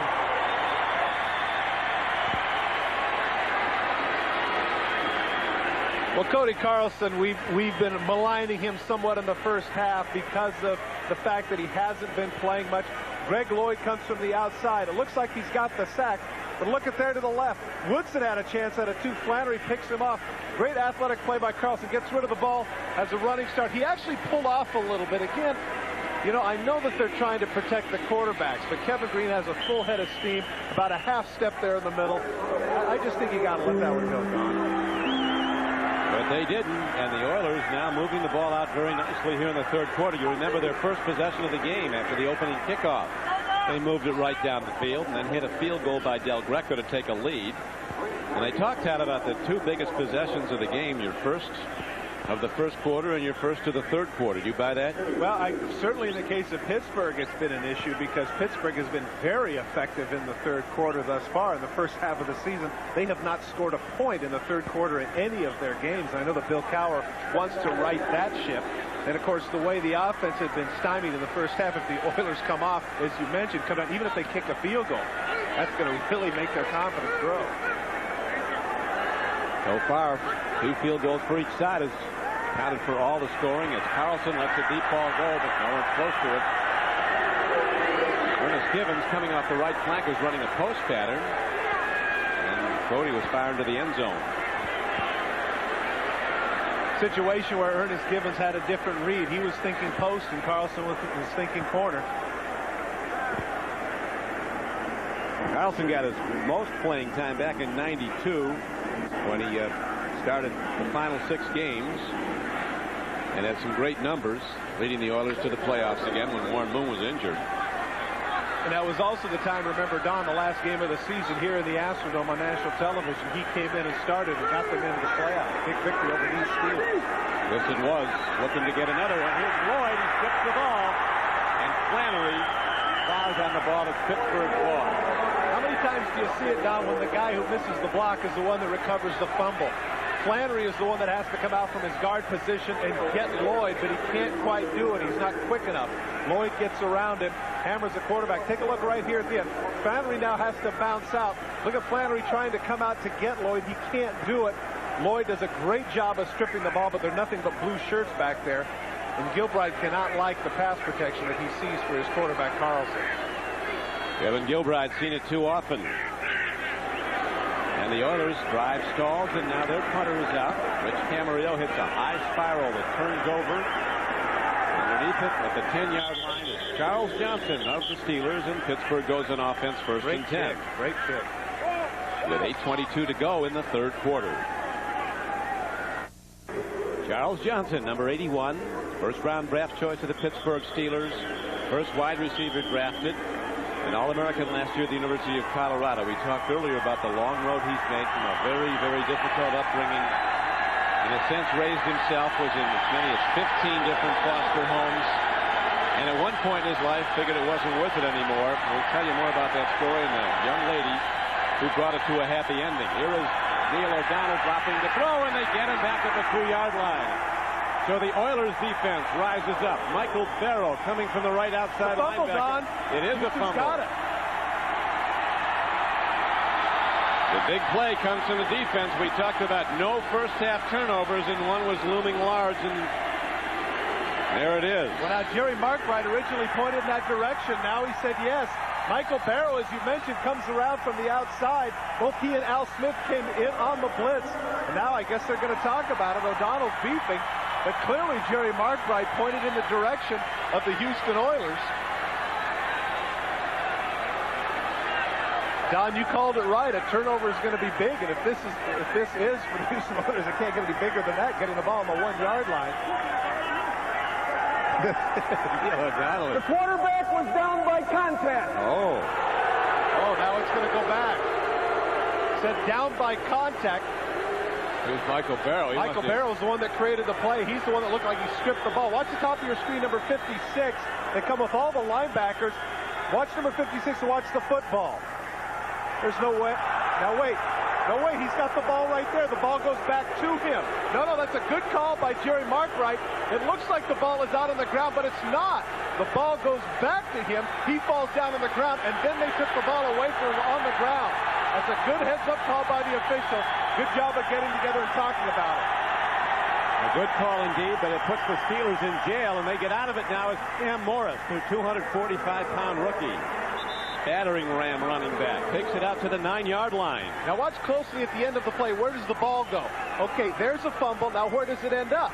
It ends up in his crotch, and he gets possession of it. He puts both arms around it. You don't see the ball on the ground. O'Donnell has it while he's on the ground. Then Barrow strips the ball away from him. That's a good job of the cohesiveness of the officials there, getting together, deciding exactly what it is right on top of it. Excellent job. This Oiler defense pumped, though. They're looking to make another big play. O'Donnell tucks it in. John L. Williams runs it. He breaks it out across the 15-yard line on 3rd down and 11, but he's way short of where he needed to go. Al Smith, number 54.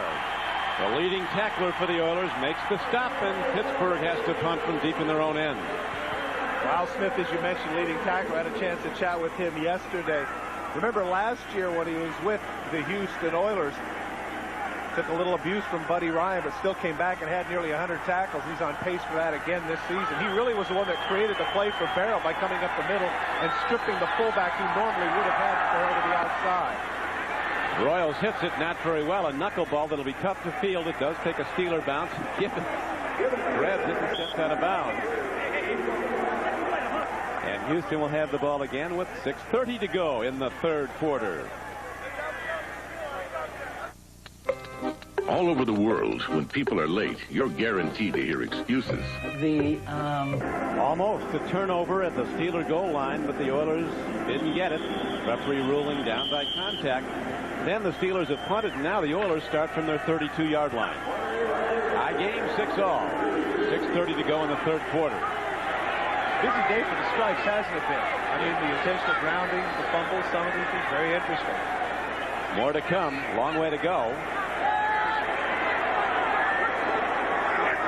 Carlson with a timing throw that he never got off. On the blitz was Levon Kirkland, an inside linebacker from Clemson who they rave about. He's a 260-pounder who can run with the fastest Steeler defenders. The guy that made the play, though, was Carnell Lake. He knifed over, and it was going to be a hitch route. Just left your screen, number 37 cuts in front. He knows he can't throw the ball, and Kirkland is able to get right on top of him. Bill Cowher raves about the play of his inside backers. Kirkland and Chad Brown, both converted outside backers who have made the switch very successfully. Steeler defenders now with their 3rd sack of Carlson. It's the 26th sack of the year for the Pittsburgh Steelers. Another big rush. Carlson out pattern. The sure-handed Gary Wellman takes it in. But for a gain of just 4 yards. Wellman has been the surest-handed Oiler today by far. They've gone to him 3 times and he's caught them all. Well, they didn't have much of a choice there because the Pittsburgh Steelers continue to blitz Cody Carlson. They come with 6, 7 guys every time, and it's been successful, obviously, holding him to 6 points.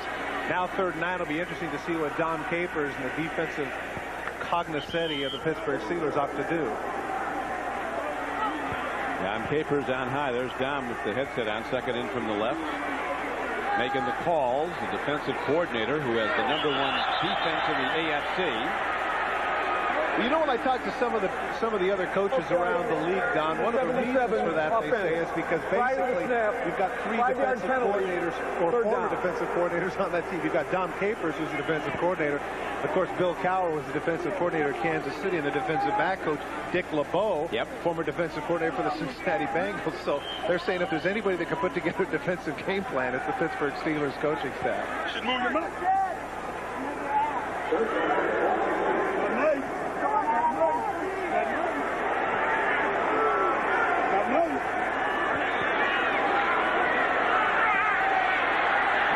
Throws a home run ball. Wellman can't underrun it. Or run under it. Woodson was in pursuit, but he had a couple steps on him. Wellman can motor. He can. He has good speed. Rod Woodson, man-for-man coverage on Wellman. A little bit of an in and up move. He's looking back at the quarterback. That's the great speed and athletic ability of Woodson. That's an absolute no-no where cornerbacks are concerned. That's 10, 15 yards downfield, looking back in the backfield, but Woodson, with his great athletic ability, able to get away with it. And that sends Rich Camarillo out onto the field once again. Hunter's getting a lot of work today. Camarillo hits it from his 18-yard line and hits a beauty. Kind of took him to the Pro Bowl twice in the past. Charles Johnson backpedaling for the ball. And had a room to run and stepped out of bounds. So he lost yardage on the return, and the Steelers get it in a moment.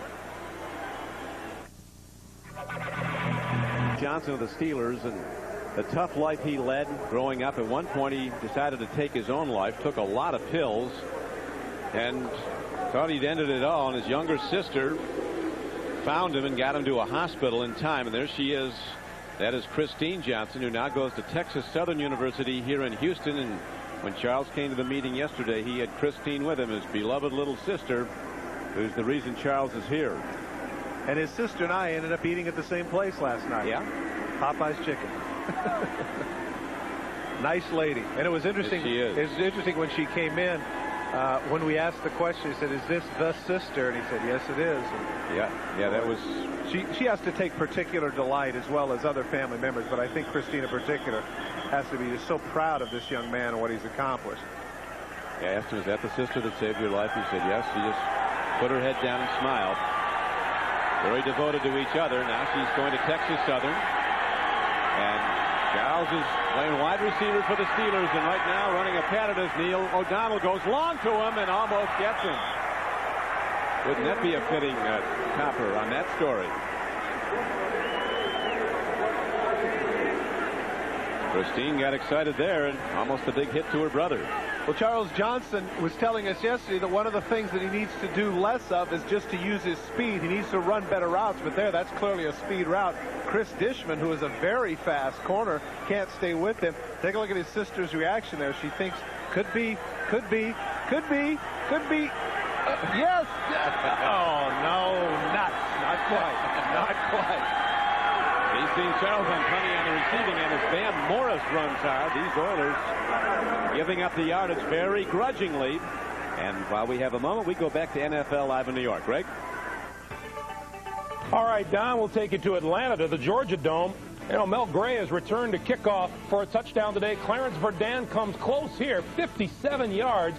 It helped set up a 22-yard Atlanta field goal as the Falcons stretch their lead over the Chargers to 10-6 in the third. Don? San Diego, after that 6-0 start, now running into some rough waters. Steelers, who lost last week, looking to start another of their mini win streaks they've had this season. Here's O'Donnell letting it go long, and Johnson can't get to the ball. Excellent coverage by cornerback Chris Dishman. Well, they've gone to Charles now. They're looking at him deep. That's his strong suit. Well, they got to stretch it out a little bit. Chris Dishman, of course, is all over that one. Number 67, offense. Would have come back anyway, penalty declined. Fourth down. But I mean, it's the exact same play to the other side. Charles Johnson on the post route. Dishman's not stupid this time. Look at him. A little bit of a minor bump there. Nothing of consequence. Dishman all over that. Not quite so close this time, sis.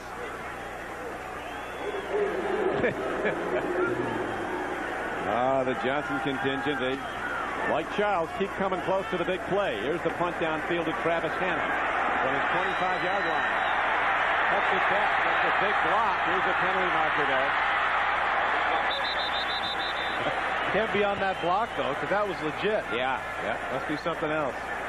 Darrell Lewis got the block on the play. He knocked down Jason Gilden. Holding number 26 on the return. 10-yard penalty. First down. With Bo Orlando on a violation. So while the penny mileage is assessed, there's a timeout on the field. Now an unexpected. Vander Cody back at the controls now, trying to get the Oilers in range. He started fast, hit his first 3 throws, missed his next 8. Now he started to heat up some more. Gary Wellman running patterns for him has been getting open. Wellman's in the slot at the top of your screen.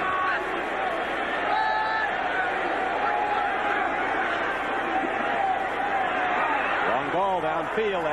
Jeffrey's been almost picked off by Terry. Darren Terry had his feet in bounds but lost the ball on the way down. Warren Moon, who hated to leave Houston and said they got what they deserved for trading me. Here's what Warren Moon did it last season through 8 games. It goes to show that how deceptive statistics can be. The Oilers quarterbacks, the 3 that have been in, have thrown for more yards, you can see. Fewer touchdowns, more interceptions for Warren Moon, but I think the one that stands out there is the completion percentage. In this day and age of the proliferation of the passing game with 3 and 4 wide receivers, under 50% is really not good. And what also doesn't show there is the fact that the Oilers lost 4 of their first 5 games last year. They were 1-5. Then they ran the table with 11 straight wins. Moon in the second half, when they went during that 11-0 run, was just brilliant. Kevin Green makes the stop. Game clock down to 3:48 to play in the third quarter. Don, one of the things that the defense has been doing to Carlson is that they've been baiting him to start to audible. The last couple of times that they've come up in a gap defense and wandered people around in the secondary and forced him to change. And then when he changes, they change. The offensive people for the Houston Oilers now have to get some set plays and have to get some things that are constants. And thus far, they haven't been able to establish that. They need to establish something here on 3rd down and 8. Carlson steps in. He triggers the ball. It's taken in by Haywood Jeffries, but he's not far enough downfield. He ran his pattern on a hook. The 29 needed to get to the 34. Well, but that's not Jeffries' fault. That's where that's designed to go. I think there's a situation where Carlson decided he wanted to complete a pass and get a little bit of confidence. He knows the yardage. Clearly, it's 4 yards short. The idea there is he's supposed to run underneath and try and open it up for the corner downfield, but the Steelers were well aware that it was 3rd and 9 as well, and they're certainly willing to give up a 5-yard gain. I have to wonder, though, if Field Card isn't wondering why you didn't throw it farther downfield when you didn't. Well, at any rate, they have to punt it again as Camarillo hits his biggest punt of the day. Woodson is back this time, not Johnson. Yep, at the 17. Rod Woodson, here's a penalty marker down as Woodson's out of bounds at the 28-yard line. Rod Woodson is just about bulletproof. This man will take the ball in the teeth of an all-out rush coming down to smother him. 53-yard punt in that play by Camarillo. Push in the back on John Henry Mills, their great special teams cover guy. Illegal block, number 51, on the return. Ed Robinson, 10-yard the one who penalty. recovered the fumble earlier, is the one who pushed into the back. There it is right there. You get a chance. Woodson cuts to the left. Yep. And Robinson pushes him in the back. You mentioned Woodson being bulletproof. Interestingly enough, they had him returning kickoffs and punts last week, and then he got dinged a little bit on his ankle against the Cardinals. They've been taking him off, letting Johnson do a little bit of that. The thing that sets him apart, besides being a great cover guy, is his ability to hit. There aren't that many cornerbacks, Don, now in the National Football League that can deliver the big blow like Rod Woodson can. Safeties, yes, corners, no. He's the big cornerback, there's no question, well over 200 pounds. And Charles Johnson on a quick out gets the ball for a gain of about 7 yards as we go back to Greg Gumbel in New York. All right, Don, in Miami, Marshall Faulk leading the Colts. This is a 22-yard run. He reverses direction, comes back the other way. Part of a drive that set Faulk up for a 1-yard touchdown, his league-leading 10th of the year. They're beginning the fourth quarter. Miami trailing Indy 14-6, Don. Thank you, Greg. I was going to say, Don, don't forget, it was the Indianapolis Colts that beat Buffalo in Buffalo earlier in the season. What a strange team. They are tough a strange to figure team. out. Ask the Oilers about it. I think the Oilers 45-24 on opening day. Bam Morris runs, gets a first down carry. But then again, they turn around and lose to the Washington Redskins at home. I mean, who can figure them out? Well, I think you said a lot when you talked about Mikowski. They changed pitchers, and their whole offense has been ignited. They weren't scoring, and last couple of weeks they've been scoring with Mikowski. Got a pretty good weapon in that number 28, don't they? Marshall Faulk is the real thing, everything he was cracked up to be. Number 2 pick in the draft. Nice throw by O'Donnell, but it's picked off. What a catch! Penalty markers come in. What a catch! Now, see, they're going to, you know what I don't like about this? It's the same thing that we had earlier with Darren Perry. The guy goes after the ball, makes a tremendous catch, and they're going to call interference. Now, see, what I don't understand about that, and trust me on this, if the offensive player does the same thing and jumps over the top of the defensive player and makes the play, it's a great catch and they let it go. They've got to get rid of that double standard. There's also a penalty marker down Todd in the Steelers' backfield. Ray Childress got a clean lick at We have 2 Neil fouls O'Donnell. on the defense. We have illegal hands to the face on 79. Yep. Defense penalty is declined. Pass interference. Number 28 defense. Automatic first down at the spot of the foul. Now, of course, the interception would have been negated anyway, but watch in the middle. There you see the hands to the face of number 79. Watch the play that Dishon makes. He goes up over the top and takes the ball away. That's a great play. That is a great defensive play. That is not interference. And you've watched enough football at home. I'm sorry to be a little bit strident here, but you've watched enough football to know that if the offensive player does the exact same play the defensive player waiting on the interception, it's a great play and they never call it. Well, we've seen 2 today. The Steelers in this tie game get the ball out to their 43-yard line. First down and 10. O'Donnell to Bam Morris. The draw play works just like they draw it up as he carries it out for an 8-yard gain. Robinson and Barrow, the outside backers for the Oilers with the tacklers. Bam Morris struggling a little bit. As we mentioned coming into the game, he's done an outstanding job in replacing Barry Foster, averaging about 110 yards over his last 2 starts. But thus far, he hasn't really been able to get on track. Interesting point, too, Don, is that when Barry Foster does come back completely healthy, what are they going to do with this guy? Yeah, we'll get into that more. That was a discussion we had with a few people, including Power and Bam Morris. As Bam Morris said, I don't know. He said, the way the offense runs, there's not a lot of carries in there for 2 backs. And Bill Cowher looked down as a thing you'll have to address when Barry Foster's ready to come back. Shows the power of Bam Morris here. Look at Blaine Bishop. He's actually in the backfield. Look at where Blaine Bishop is waiting on him. He lowers it. He makes the initial contact right at midfield. His power surges him forth to the 46-yard line, and now they're measuring for the first down. Initially, that looked like that could have been a 3 or 4 yard loss, but as you mentioned earlier, 245 pounds, 4'6", 40 guy. Out of Texas Tech, Bam Morris, he was picked in the 3rd round. He was a first-team All-American with sensational numbers. He came out after his junior year. We asked him yesterday, why do you think you dropped? Because he'd been told he's probably going to go late 1st round or very high in the 2nd. And an interesting observation. I thought interesting, too, that he thought for sure he was going to the Raiders. And I got to think that the Raiders have to be kicking themselves right now because everybody said what the Raiders needed was a runner. He said the Raiders worked him out. They were all over him. And, of course, they had 2 picks in the 2nd round, opted instead for linebackers. I think they got to be kicking themselves, realizing they could have had number 33. He said he heard there was a question about his speed and a question that he didn't work hard. He said, well, they're wrong at both counts. Dan Morris Morris has been the real deal here in the rookie season, and that brings the third quarter to an end. Chris Dishman, number 28, took the ball away, but they ruled he interfered with the receiver. And now as we start the fourth quarter, the Steelers will have the ball at the 46-yard line of the Houston Oilers in this tie game. Don, I got to tell you that with the new bump rule and everything else, I just think that the hardest position on the field has got to be cornerback. I mean, it's unbelievable. Oh, it's got to be tough to play that position. Always was tough. It's gotten tougher. Here's Bam Morris. That's all the good backs as the game wears on. He keeps pounding out the yards as we go back to Greg in New York. All right, Don, at Miami, the Dolphins without the services of Bernie Parmalee and Keith Byers, so rookie Irvin Spike scores his first ever NFL TD. 14-12, two-point conversion to Irving Fryer does not work. And early in the fourth, the Colts still holding a 2-point lead on Miami, 14-12, Don. Don, I had a game earlier in the season, second game of the year, Miami at Green Bay, and Irving Spikes looked like he was really going to come on. He had like 70 yards in a quarter and a half, and then he hurt his knee, so that's not a surprise to me. I didn't know much about Irving Spikes.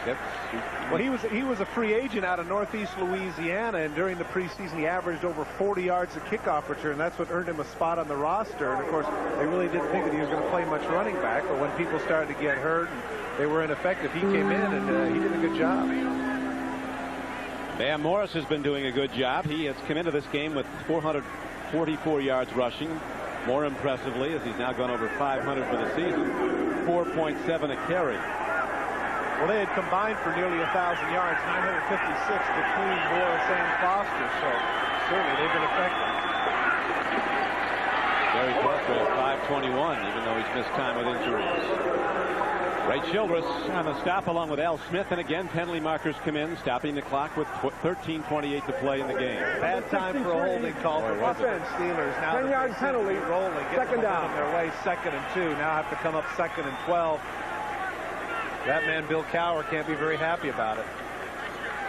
One of Bill Cowher's strong suits. He really is under control. I mean, he gets fired up at times, but when things go bad, he doesn't magnify them or make a bad situation worse like a lot of people can. You're right. The number of times we've seen him on the sidelines today where they've had calls that have gone against him or bad plays on the part of his players, he always seems to be calming people down, always thinking, being upbeat. Dan Rooney, the president of the Steelers, I asked him one time why he picked Cowher and never been a head coach. He said 2 reasons: enthusiasm and honesty. 2 things that players relate to. Got a pick. He's going to come back. Offensive interference. Jonathan Hayes came downfield and picked the defender. Ernie Mills on the field for his first catch of the day. Pass interference, number 85, offense. You got it, Jonathan Hayes caught. 2nd down. Everybody's telling their case, right? He wasn't speeding. Watch the right of your screen. Number 85 is going to come down and just run into the man who's supposed to be guarded. Look at 85. He's blocking. He's blocking downfield, and that's what the official sees. Mills is a little bit too wide open on the flat route, and now, as a result of that penalty, Pittsburgh is completely out of field goal range, needing to get now. I mean, the first down is not realistic, but they need to get at least 10, I would say, maybe 12 to be within field goal range. 8 penalties now for 84 yards, and they've been costly. Well, they have. That's a lot of penalty yardage. Takes them way out of field goal range. Screen pass, and Morris can't hold on to a high throw. And it's just as well because Michael Barrow was right there. And you know what? That's a bad time to be jawing. I don't think that's a good decision, especially as big and tough as Bam Morris is. Michael Barrow in man-for-man coverage. Watch the left of your screen. Man-for-man coverage. Barrow's right on top of it, so even if he does catch it, it's not going anywhere. Barrow from the Miami days wants to get in his face. That's how we do things down there. And Morris is saying, hey, man, I got something for you. Bring it. Bring it on. I got something for you. 2 tough customers. I'll tell you that. Buddy Ryan was here, said that Michael Barrow is an All-American in Miami of Florida, so he's going to be an All-Pro linebacker. O'Donnell stands in against the blitz. Lets it fly, and he gets his man again.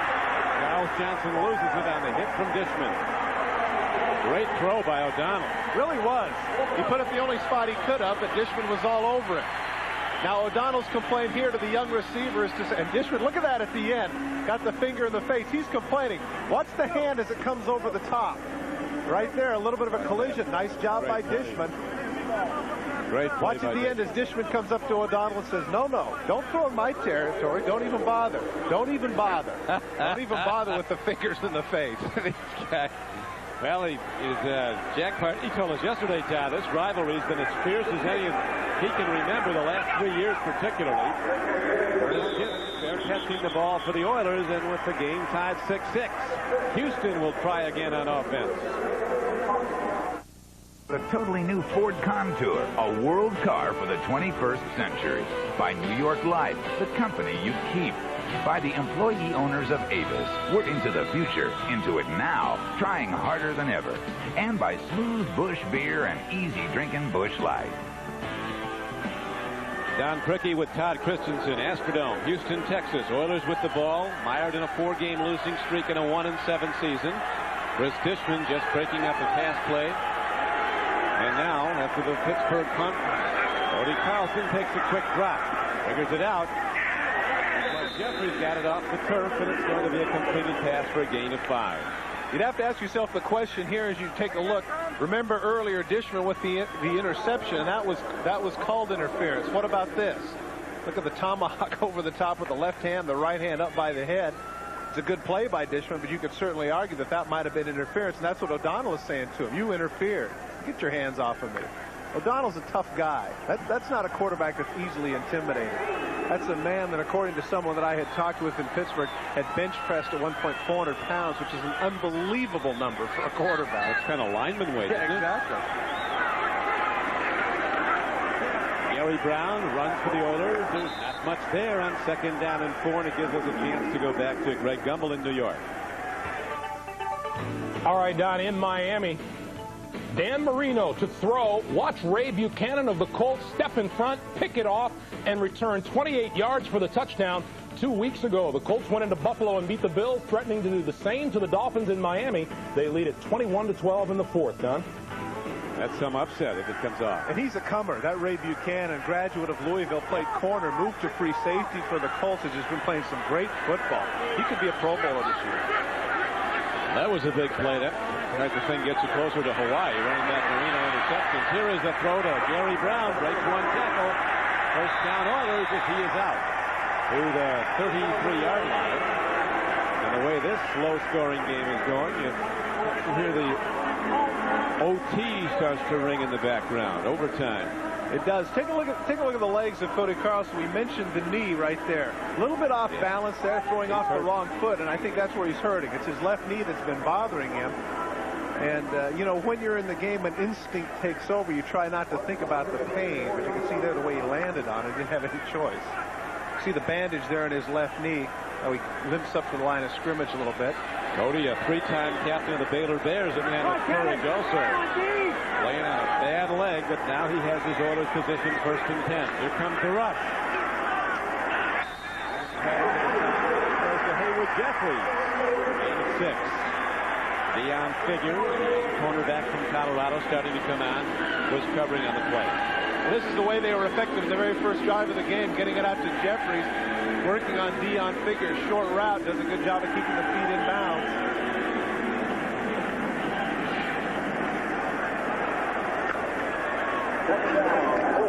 That brings up 2nd down and 4 from the 40. Billy Joe Tolliver standing in reserve.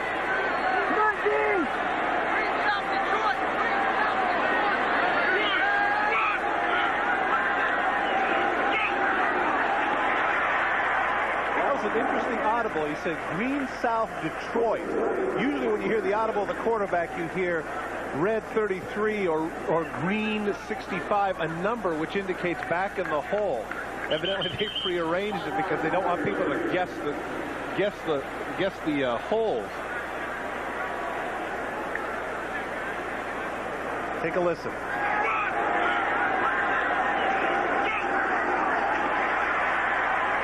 Normally it's a numerical situation, but of course the defense isn't stupid. They've been steeped in football lore as well, and as soon as they hear 6 or 3 or a number, they know where that hole is, the line of scrimmage. And so instead they opt to go with cities. Didn't fool him too much because he only got 3 yards out of it, but that's an interesting way of coordinating things that Kevin Gilbride has comprised for the Oilers. He's using everything he's got in his bag of tricks trying to get offense in the last 3 games prior to this. The Oilers have scored only 28 points, 9.3 a game. And today they scored only 6 points who were in the fourth quarter, but yet they're in a tie game, 6-all. 9:04 to play in it.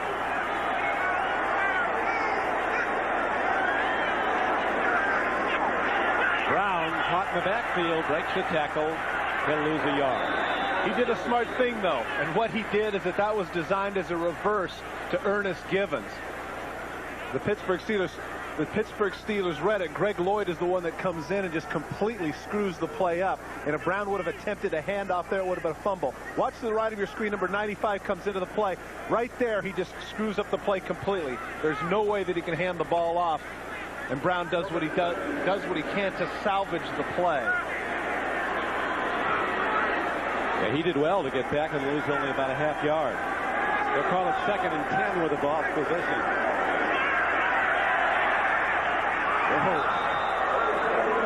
No turnovers in this game.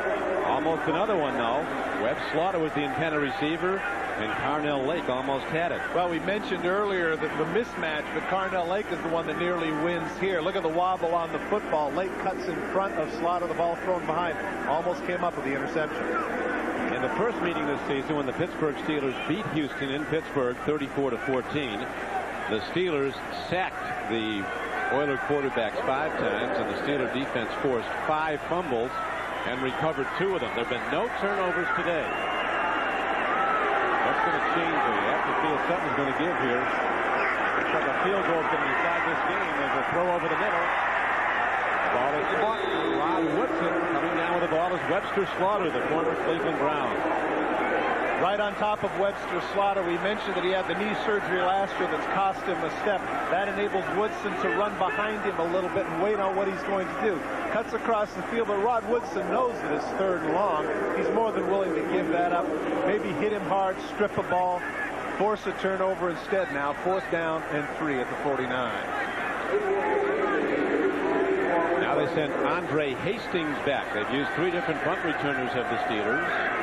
First Charles Johnson, then Rod Woodson, now Andre Hastings, the 2nd-year wide receiver. Low kick, they might run this back. Hastings gets it. Up the lane, and good coverage by the Oilers special teams players. And the Pittsburgh Steelers will take over the ball inside their 20-yard line. So with no scoring in the second half, the Steelers will try again. Stuff. We all want stuff. And when we Christensen, Jack Pardee, when we talked to him yesterday, we said, is there anything you can be happy about a 1-7 season? He said, yes, the way our team gets up and fights every week. It's human nature to get discouraged, but these guys battling, they're doing it again. Yeah, the mood of the team was excellent, and I think that that's one of the things that he's looking for, is if they get to a point to where they talk about that they're quitting. But clearly today is an indication of the fact that they are not doing that. No one is, to use the football vernacular, folding their tent. Hanging right in. And so our Cowher Steelers, they expected it to be this rough down here. They knew it wasn't going to be easy. Jeff Fisher, despite the record, you talked about the accolades he's getting, and he should. His team is the number 2 rated defense in the AFC, right behind the Steelers, who are number 1 on defense. And number 2 in the NFL against the pass. That's saying a lot. O'Donnell in trouble. He gets a block, and he turns it upfield, and O'Donnell gets out of bounds. Ooh, almost a late hit. It is a late hit. Foolish play. I tell you that, look at Cowher. Cowher wants him out of the game. He's giving him the eject sign. That's a foolish play on the part of Barrow, and Ron Earhart paid the price for that. He's a part of that collision. The reason it's foolish is because you know he's going to go out of bounds there. Now they tack on the 15 yards. Personal foul. Unnecessary roughness, number 58. Lays it out of bounds. 15-yard penalty, 1st down. They called 58. That's wrong because there is no 58. It's Michael Barrow, number 56, who's the one that makes the hit. Correct. Take a look. You know that he's going to go out of bounds right here. What's the point? Why are you going to do this? Now, right here, there he steps out of bounds. Clearly out of bounds. He goes and takes the shot. This game is really heating up. Barrow changing throwing epithets at the Steeler bench, and he's getting them right back. But there's no point to that. You know the guy's going out of bounds. It's just foolish on the part of Barrow to let his emotions get the best of him. 7:08 left to play, and it's still a 6-6 game. Well, he's not happy with it. He's screaming and upset and being very demonstrative with his body English, but he should have been thinking. There's no reason for that. Oilers fans are up and screaming. The 12th man kicks in. Bam Morris, look at that move, and then look at the move by the defender. Kenny Davidson, the former Steeler, he spent the first 4 years of his career at Pittsburgh. Comes up to make a play against his former team. Playing with a sprained knee, and Chris Dishman's beating him up as he did Barrow earlier, trying to fire up his charges. Top of your screen, number 90, just beats the block of the tight end. Comes inside of Eric Green and throws Morris to the ground for a loss.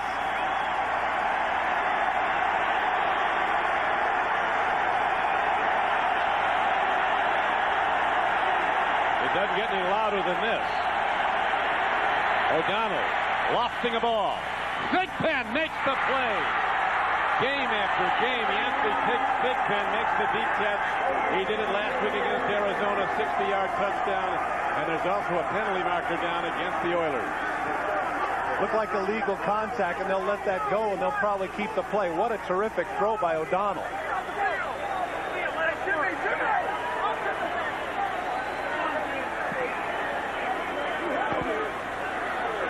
Jerry Markbright getting the official ruling as he checks it out now with his line judge, John Alderton. Pass interference, number 29, defense, penalty is declined. Completed pass, first down. As you mentioned, Yancey Thigpen was big last week against the Cardinals with a 60-yard touchdown catch. And after virtually not having done much in this game at all, comes up with arguably the biggest play of the game. Look at the throw by O'Donnell right on the money. That's a tough catch by Thigpen over that shoulder and getting his feet down.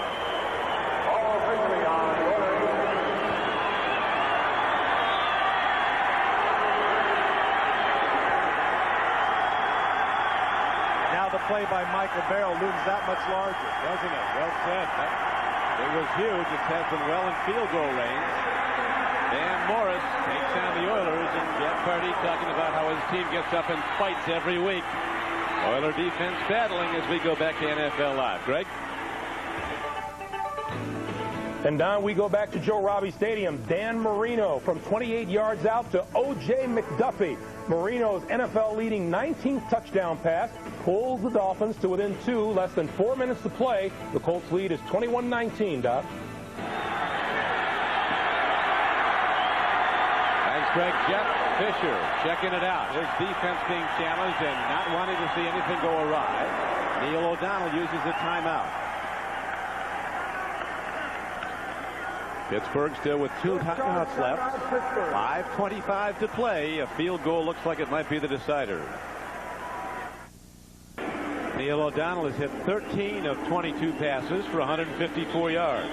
But you know what? It's one of those situations now where you look at the statistics and say big deal, but he has made some absolutely crucial plays, particularly in this drive with the run and, of course, the throw to Thigpen that don't necessarily show up in 13 for 22.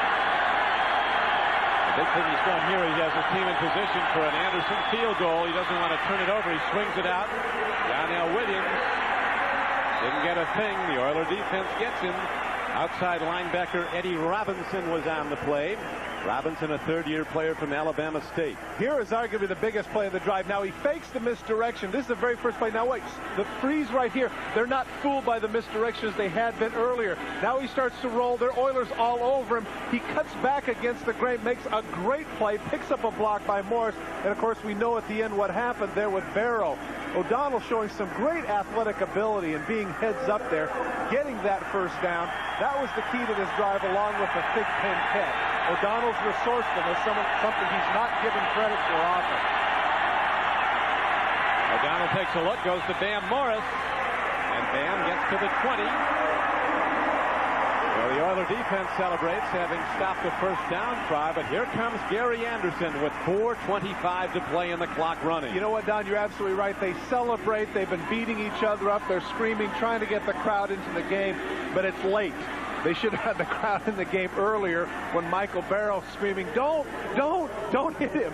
Because now that's all well and good to talk about how wonderful it is. But now you've got a guy in who's now 12 for 13 on the season, practically automatic from this distance.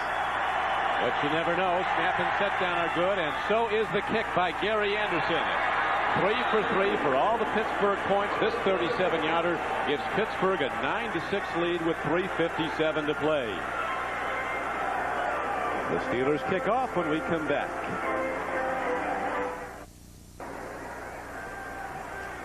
Jack Pardee, who's seen his team fall 3 times by 3-point margins this season, now down by 3 as the kick runs into the end zone, and it'll come out on a touchback. First down and 10 for the Oilers at their 20. Doubleheader day on NBC. The Patriots go against the Browns at Cleveland Stadium at a 4 o'clock Eastern start. Denver, I saw them last week. They might have a losing record, but they look as good as anybody around right now. They play the Rams at Anaheim. Buffalo against the Jets. And Cincinnati tries to break that winless streak as they go against the Seahawks in Seattle. Check your local listings for the game in your area. Don't forget, remember earlier in the season, the Jets went up to Buffalo and defeated them handily up at Orchard Park. So there's a lot of revenge on the mind of the Buffalo Bills. And there's been a lot of sniping tied back and forth in the papers. Distance going on between those two teams. Cody Carlson sets right in the shotgun, looking to get at least in field goal range. Downfield throw. Incomplete at the 49-yard line. That's what they call make-up speed. It really. It's amazing. Rod Woodson gets completely fooled on the corner route, looks back. Take a look at this. To the inside, good move by Wellman. Look at him buying into the post fake. Now he comes back, but look at the burst of speed Woodson puts on, gets there at the last minute, is able to break it up. What a great athletic play by Rod Woodson. Tremendous. He made it up, made the play. Oilers still have their full complement of timeouts. They have 3 remaining. The Steelers have 2, but they're not looking to stop the clock now as they threaten blitz. Checking off, and he calls a timeout. He saw that Jerry Jones of the Steelers would have come through unblocked the way he was set up. Same point that I was making earlier, Don. The Steelers set up on a gap defense, bait him into calling an audible. Then they shift around and confuse him.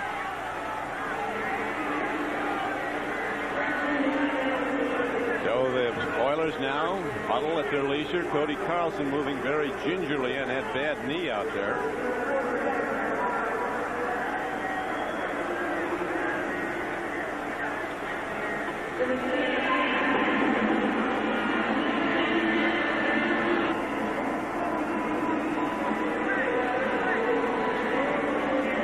Watch the right of your screen. The Steelers start to move around a little bit, shuffle. Cody Carlson sees them moving in and out. Now they move out, move to the right, move to the left. He's confused and calls the timeout. He's been a little disoriented all day. And again, not making excuses for him, but there's just no way that he can be sharp after the layoff that he's had with the injury. And he's a gamer hanging in as Coach Cowher's #1 ranked AFC defense digs in. Second down and 10. The Steelers holding to a 3-point lead. 3:40 to play. Here's the rush.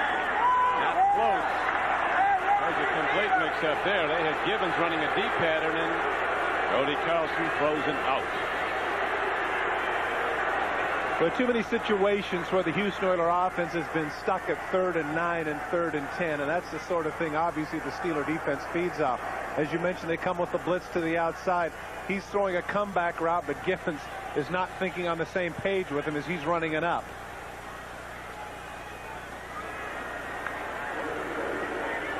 Ernest Gibbons now comes wide right. 2 receivers go to the left. 3 go to the left. Wellman's in the slot. They're down in the Oilers lead 10. Carlson is sacked back at the 10-yard line. The 4th sack of the day by Ray Seals, who never played college football. Signed to the Steelers as a free agent out of the Tampa Bay Bucks organization. Well, that's where the knee is a problem. He's going to come from the right of your screen. Watch number 97 there. He cuts in front of two people. Both Flannery and Hopkins just let him go.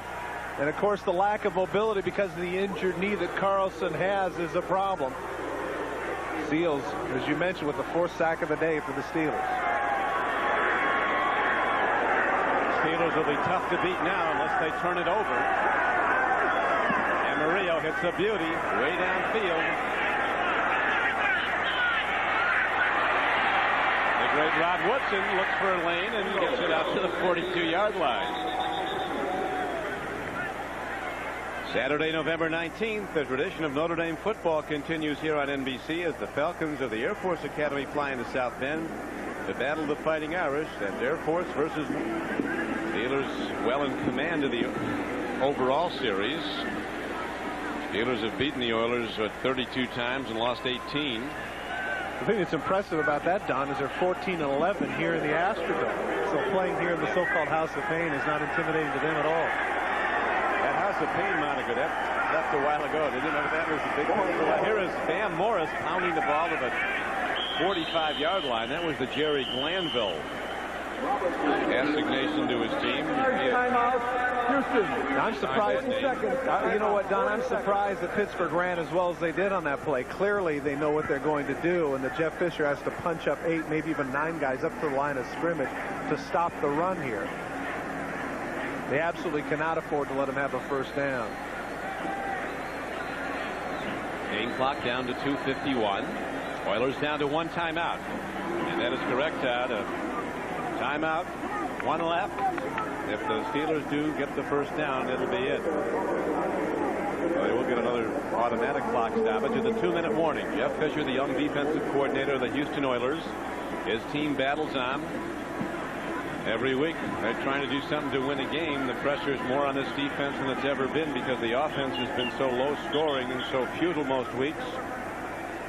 This could be the 4th game this season the Oilers will lose by a 3-point margin as they're down at the moment 9-6. 1 field goal accounts for all the scoring in the second half. Gary Anderson has been perfect for the Steelers. 3 for 3 as the Steelers hold the 9-6 lead. Bam Morris, both hands on the ball as he takes some hard hits. And the Oilers shut him down and they call their last timeout. So the Oilers are out of timeout. As mentioned, this clock will stop with 2 minutes to go. A couple of Oilers down on the play, hitting so hard. 3rd and last charge timeout, Houston. Lamar Lathan is one of the Oilers that's down, along with Baron Wortham, rookie linebacker out of Texas El Paso. Lathan, of course, as we mentioned, converted from linebacker to defensive end. Only at about 260, and it sounds funny to say that 260 is small, doesn't it, Don? Yeah. As we swing on back to NFL Live in New York. Greg? All right, Don, at Joe Robbie Stadium in Miami, Dan Marino brought them into position. Pete Stoyanovich, 34 yards out with under 10 seconds to play. Just a few seconds remain now. Miami leading the Colts 22-21, Don. Marino having a great year. And Marino really, you can almost see it in his visage on the sidelines. He is absolutely possessed with getting to the Super Bowl and winning it. Of course, if Miami should hold up and get the home field, the home field could never be bigger for any team because they go through the playoffs on their home field at Joe Robbie and on into the Super Bowl. And if you saw that right there, Lamar Lathan actually gets clipped by his own man, and both Wortham and Lathan collide together, hitting each other, and that's what caused the problems for both of them. But Lathan's up, and he doesn't. I think he's more shook up than anything else. Wortham came out of nowhere, and of course he was wearing a blue shirt, so he's struggling. He's coming over to say, "I'm sorry, I didn't mean to." Those things happen. It is a collision sport, after all. Yes, it is. Not a contact sport, a collision sport. Wasn't it? In fact, that was Bum Phillips, the coach here, that coined that phrase, wasn't it? Right, him or Duffy Doherty. I think they both said it. I think he said dancing was a contact. That was sport. it. Yeah. That's it. It used to be. The Oilers out of timeout. 2:45 left to play. The Steelers trying to extend their season record to 6-3. And up. He didn't get there.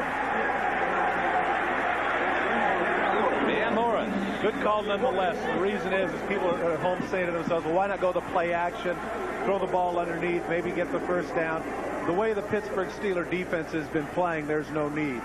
Now, if Royals can get any kind of punt inside the 20, that forces them to go nearly 60 yards to get a field goal. And clearly in this half, the Oilers have been able to muster anything offensively. So they put the onus upon their defense, which has been playing outstanding football today. The 6th-rated defense in the National Football League. Steelers content to let the game clock wind down to the 2-minute warning. A doubleheader day on NBC Sports. This one's not over. 2 big minutes left to go. And then when that's over, check your local listings because there's some great second matchups today on the NBC card. Patriots go against the Browns at Cleveland. Denver versus the Rams at Anaheim. Buffalo and the Jets hook up at the Meadowlands of New Jersey. And Cincinnati is at Seattle. You know, Don, that New England-Cleveland game becomes that much more significant if the Pittsburgh Steelers hold on to win, because as you mentioned at the outset, the Steelers are only a game behind Cleveland, but of course they had the advantage, the tiebreaker, because they had beaten them earlier. So this is the time of the year where the games become that much more magnified as people start looking toward December in the playoffs. What do you think Jack Pardee's yelling out there? Don't be offsides. Yeah. Yeah, and offside will give him a first down. That's right. Neil O'Donnell looking at that scoreboard with 2 minutes to play. His job well done, but it's not over as the ever-dangerous Ernest Givens is now back standing at his 10-yard line. Royals, the Steeler punter, who's not big on overall yardage, has done a great job today pinning the Oilers back. He's forced them into a lot of fair catches inside their 15-yard line. One was made at the 7. Bud Adams checks it out. They have to wonder here what the Oilers are going to do defensively. They're going to try and rush the punter, set up a return. What is it they want to do here? Well, Kevin Gilbride is going to pull out everything he's got in that former run-and-shoot offense. He'll probably go right to it.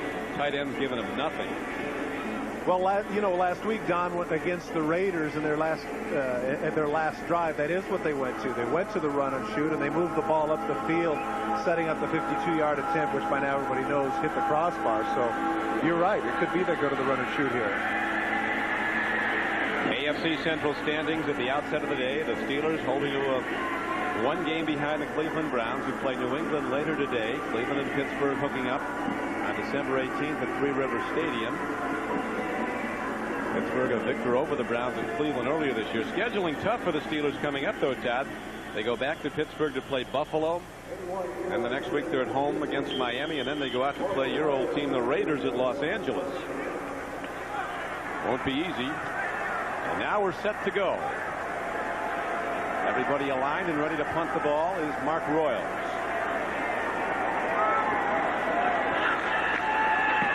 They did come with the rush. And a low kick is going to enable Givens to get some yardage. Special teams in this league are unbelievable. The speed of these big guys that cover kick. Coming down that time was Kendall Gammon. Well, Kendall Gammon is the one that snapped the kick. So give him credit. That's great. Great hustle. They list him at 288 pounds. Watch the middle of your screen. Number 60 is the one that snaps. Now watch, he's going to hustle downfield. Look at number 60. That's your snapper. And of course, you're running after a guy that's 4'4". Watch number 60 get into the play. Get Givens down by the ankles. Great play by Kendall Gammon.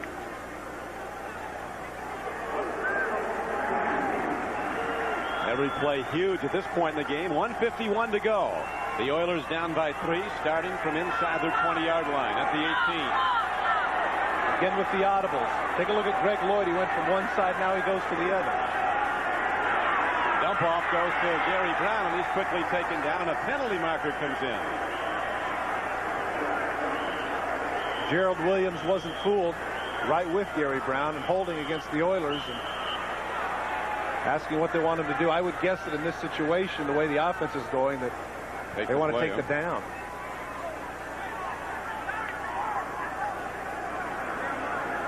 Reset the clock for 1:44, please. Thank you.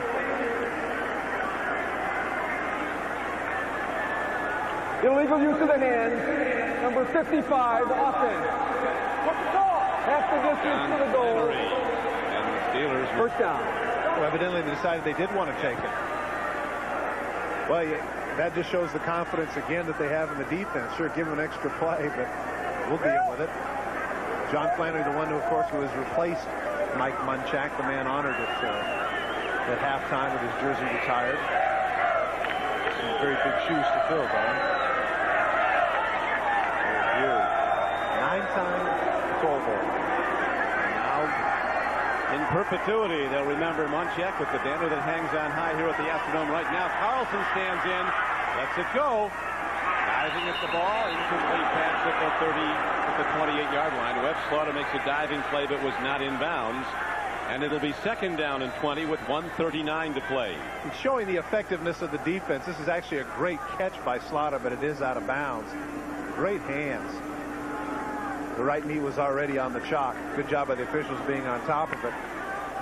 And without timeouts, they have no really charge but really go to the out pattern for the most part and try to get out of bounds. Great shotgun run and shoot set now. 4 wide receivers set. Big rush. Big play by the Steeler defense. Kevin Green was there. Well, Kevin Green was completely not fooled. They went with the screen pass to Todd McNair, their best pass catcher out of the backfield. And in that situation, watch Green at the top of your screen. He rushes and then just steps back. He sees 37 coming right at him. He knows that he's not going to block it. Great play by Green to see what's happening.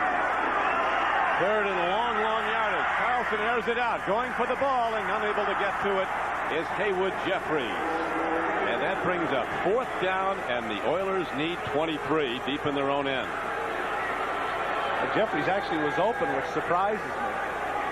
He was open there for a time, but always under duress as Carlson has been all day long. The 4 sacks really don't tell the story, Don. The number of times he's been knocked down. Yeah, he's been hit virtually every down. Bill Cowher giving the defensive call. You talk about a prevent defense.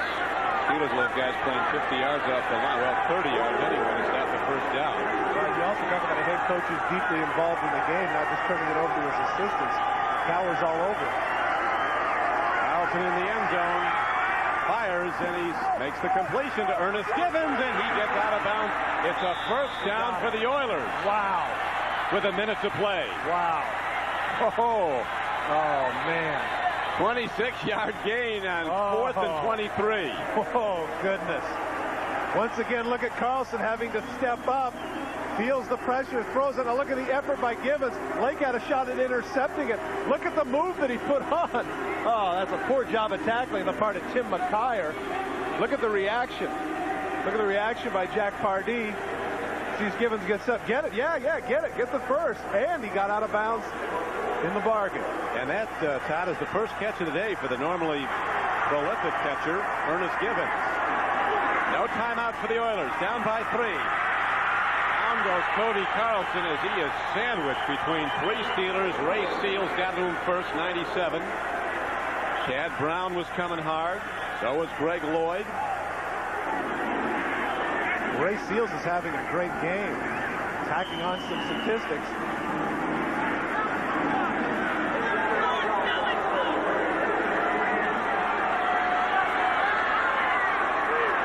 Second down. Carlson stands in. He throws and makes the connection. Wellman gets out of bounds at the 49-yard line with 40 seconds left, as the Steeler prevent defense might prevent them from a 3-point win. I have to question this defensive call here. Take a look. They're going to go with some man-for-man coverage. They've got Carnell Lake in man coverage. Once again, we mentioned with a faster man. Where's the bracket coverage and where's the zone? You know that in this situation, why not rush 3 or 4, put 7 guys in zone, give them the 7, 8, 10-yard completion. That was a bad call there defensively.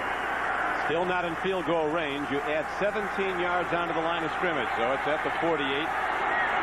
Much too long to try. Here's a throw over the middle, incomplete. 37 seconds still left. Haywood Jeffries, the intent receiver. Cody Carlson keeping his team in the game. A huge play by Ernest Givens. Kevin Gilbride back to what he likes best, a 4 wide receiver set. Let the tight end sit. Interesting to see here in this crucial set of downs as to whether or not Bill Cowher is going to be involved in the play calling defensively. On that last play down, they went with a blitz, which to me was a little bit surprising, but they're trying to change up. Carlson's thrown the ball 40 times today, 18 of 40 for 175 yards. Big rush. Wellman again. They hit him and knock him down inbound. And now they're going to get another roughing the passer. Unbelievable. Unbelievable. Right behind Woodson. Rod Woodson is the one that came in on the safety blitz, and that's who's going to get the call. 15-yard penalty. And that, John, that tacks on to the end of the play, so clearly they're in field goal range now. The ball's going to be set up at the 30-yard line. Watch the blitz. Let's take a look at Woodson at the end of the play. Right there. He's in midair. He's in midair. How's he supposed to stop? Oh, my. We're going to overtime in this one. I tell you what, Don, that is just so tough. How are you supposed to stop in midair? This will be OT, it looks like, as they're well within Del Greco's range now. And they have a first down with 30 seconds left, but they have no timeouts. Now take a look at the blitz. They try and knock them out of field goal range. Incomplete. Wellman, the intended receiver, but they used only 4 seconds on the clock. They have 2 more throws to get it closer. Now the argument here, as we take a look at this play, is a step. He's not supposed to get that extra step. Is he in the air when the ball is thrown? Yes, right there. Does he hit him in the head? That must have been what Jerry Markbright saw. Evidently, he thought he delivered a blow to the head, but you can see Carlson right there looking downfield. He didn't turn to the official and complain about it. No. Boy, oh boy. Those have been some tough calls today. And where the ball's positioned now would be a 47-yard field goal. They need to get it closer, though, Don. 47. They're going to blitz, all-out blitz. They're coming to Carlson. He gets it away. He gets Gibbons. He's down to the 20. It's now a 37-yard field goal. They have to get in alignment and down the ball.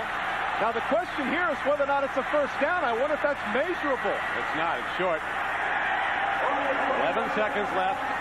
So the Steeler defense, #1 in the AFC, and terrific all day, does not have a lot to be proud of in this last sequence, as they were taken apart by the most inept offense in the NFL. 4th and 26. Or 4th and 23, was it? Yep. Unbelievable.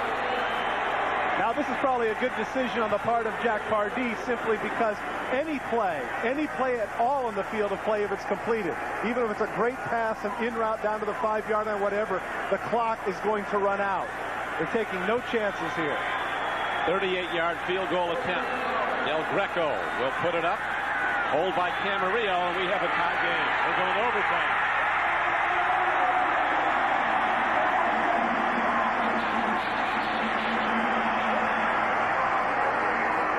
Talking about a team that hangs in battles every week. And they did it again. And the Steelers have few to blame but their own defense on this drive, good as it's been all day up to that drive.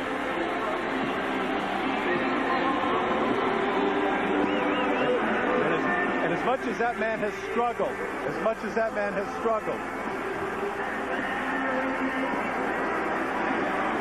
Cody Carlson has to be proud of himself here. 4th and 23. Makes the plays.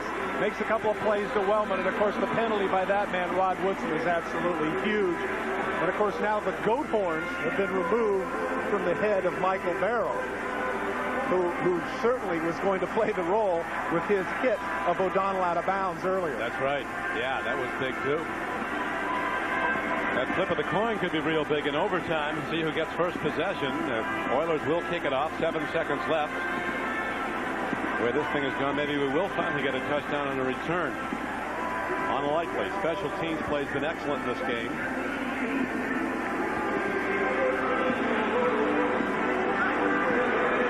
Big plays that he made in that last drive to get him down the field. The run, of course, and the pass to Big Ben.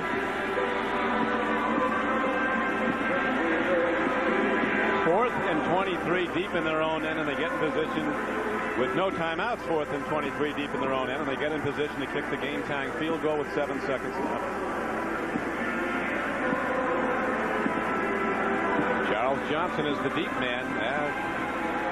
Charles had an enormous problem last week at Arizona. Remember that fumble that led to the field goal. But here's the big play, Don. Here's huge. You're absolutely right. 4th and 23. Carnell goes to interception, misses it. Bad tackling on the part of McKyer, who guesses wrong. Gibbons not only gets the ball, but gets the ball out of bounds, stops the clock. Absolutely huge play of that drive. course, at the time we thought it was inconsequential, no big deal, right? Because how stiff it Short kickoff. 7 seconds left. A fair catch was signaled for by Yancey Thigpen, so no time elapsed.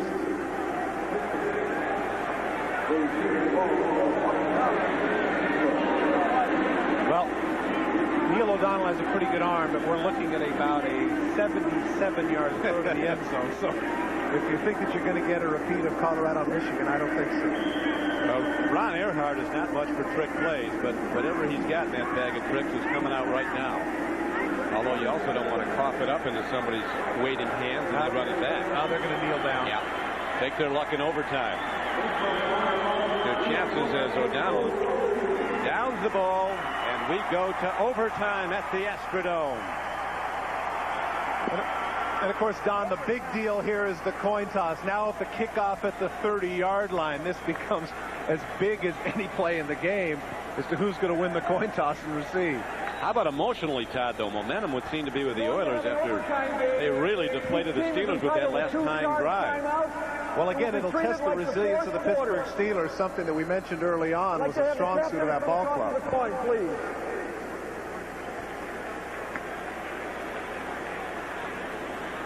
Ray Childress and Spencer Tillman out there coming out for the Pittsburgh Steelers. They're Monty Dawson and Rod Woodson. Jerry Markbright gets out the Kennedy silver dollar. All right, you're going to call it in the air. This is the head. Visiting team That's call. The tail. Where's the tail? That's the head. That's the tail. Ray Childress saying we don't want these two-headed coins. Call it in the air, please. Tails is the call. It is tails. Pittsburgh wins the toss. Well, Pittsburgh. They don't want the ball. What do you want? Volley of the overtime. Pittsburgh will receive. You can see Rod Woodson telling his cohorts, we got the ball. That was a very tough call, as you pointed out, Todd, on Woodson. He was in midair when he was flying at the quarterback. But he made the right call there with tails. They'll be getting the ball when we get back. Cricket with Todd Christensen back at the Astrodome where we're tied and going to overtime. Steelers have won the toss. A critical play in that final drive that culminated in the tying field goal. Rod Woodson, number 26, coming on a blitz. As you pointed out, Todd, he was in midair when he took off at Carlson. And the official said it was a personal foul, roughing the passer, and it was a first down for the Houston Oilers, who were out of timeouts. Well, that one could certainly be debated. Rod Woodson, though, has been all over the field today. The Oilers are right on their scoring mark. 9.3 points a game over the last 3 games, and they've got 9 today, and they're still in it as we go to overtime. Dwight Stone, the super fast Steeler, is back deep in the kickoff return team. Well, of course, the penalty would be moot without this play. Cody Carlson steps up under duress. Great catch by Givens. Steps around Tim McKyer and sets up, of course. And then gets out of bounds. Right. Heads up. No timeout. And I think it shows a lot because, as you mentioned, that was his first catch of the ball game. And a lot of times wide receivers can lose their attention span and not pay attention. Givens involved, does the heads up thing and sets up the field goal. Del Greco ready to kick off. Doesn't carry very deep. From the 13-yard line, here comes Dwight Stone. And he's out to the 28. John Henry Mills, reserve tight end, one of their great bombers, is down there to get underneath his feet. Ron Earhart, offensive coordinator of the Steelers, giving final instructions to his quarterback, Neil O'Donnell. You see the record in overtime games. That's pretty good. Of course, the one that they lost was last week against Arizona, so this is getting to be habit for the Steelers.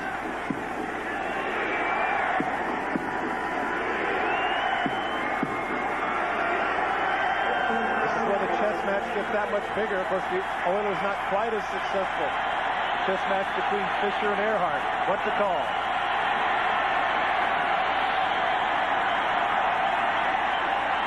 Bam Morris, draw play. He turns it up, and the big back from Texas Tech. Hitting hard are the Oilers, looking to knock the ball free, but Bam won't cough it up. Nobody has in this game. One of the things that sets great runners apart is the ability to not get knocked down by the first guy. And Bam Morris clearly shows that that's not what's happening. Look at the initial contact and how much he goes farther after that. There's the initial contact right there, right at the marker. There's one tackle, there's two, there's three. Now Montgomery's the fourth. And finally, at the end, he gets it takes 4 guys to bring him down. Great run by number 33. It was a terrific run by Bam Morrison. They're going to go to him again. Morris turns it up. Look at the Oilers hit. This is no 1-7 defense. These guys are playing great football. Well, I think that's one thing, that's a point that we've made throughout. 1-7, but the team is the number 8 ranked defense in the National Football League. And of course, that statistic is deceptive because they spend so much time on the field because of the ineptitude of the offense. So give Jeff Fisher all the credit in the world the way that they have hung in there. Not simply the fact that we're in overtime and it's 9-9, but clearly there are a lot of points along the way where this Houston team could have quit. No question. Hardy singled out. They don't quit. And neither do the Steelers, although they're disappointed in that last drive. O'Donnell with a big throw. Ooh, he goes to the wrong side of his intended receiver. He was looking at Ernie Mills, and the Steelers have to punt the ball.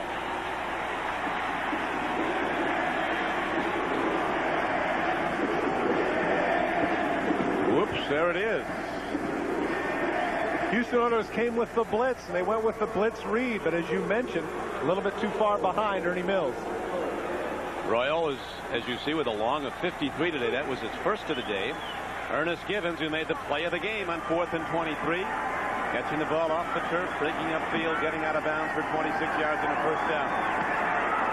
Big nice hunt by Royal. Givens all the way back to his 17. He lost the ball. Down the field, I think he shot it. The Oilers do have the ball, but deep in their own end, so a huge play by the punter. Aided and augmented by the bobbled ball by Ernest Givens. Royals hits a huge punt, 49 yards, but then there was another 10 yards lost on the return attempt. Took his eye off it just a little bit, bounces off the right hand. And of course there, if Yancey Thigpen can hold on to his tackle and keep Givens away just a little bit longer from the ball, you'd have liked the Steelers' chances of getting it, but he couldn't do it, and heads up by Givens to bounce back and make the recovery. Steelers in overtime games in back-to-back weeks. Hasn't happened to them since '86. They'll be after Carlson big time now as they go to Gary Brown. Good play call. He's ahead for a gain of 5. Of course, the difference now, Don, is that they can run the ball. There's plenty of time, and Gary Brown arguably has been their most effective weapon when they have afforded themselves the chance to run. So they're not under the duress that they have been the last couple of drives.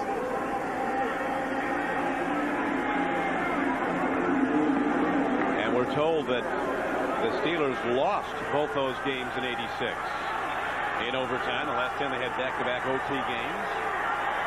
Right. They lost last week at Tempe, Arizona. Here's a penalty. Play of game call against the Oilers. That's just cruel. 2nd and 6. They go to 2nd and 11. No way, says Gilbride. Get a nice 4- and 5-yard run to get started. His complaint here is how the ball was set up. He thought that they started the clock too soon, and that's what they're debating about right now.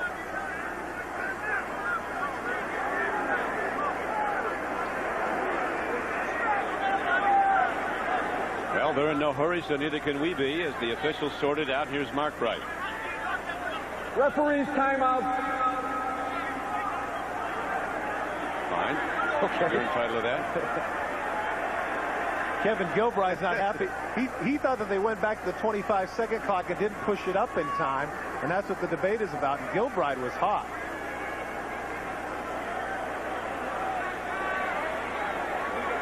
It did seem a little quick to me, didn't it to you, Don? I thought it certainly did. Obviously, the officials aren't sure because it's their timeout. There was a penalty marker, and there's been no assessment. The way the ball is spotted, it is still 2nd down and 6.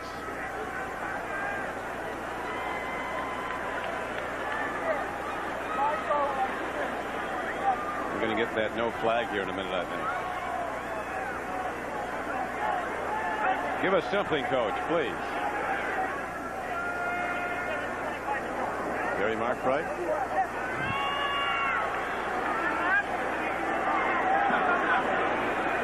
There's no penalty for delay of game. The play clock went to 25 seconds instead of 40. We're now starting with 25 seconds. Very plausible because it did run off awfully quickly, so there's no penalty. We go right back to where we were after the incomplete pass. It is now 2nd down and 5.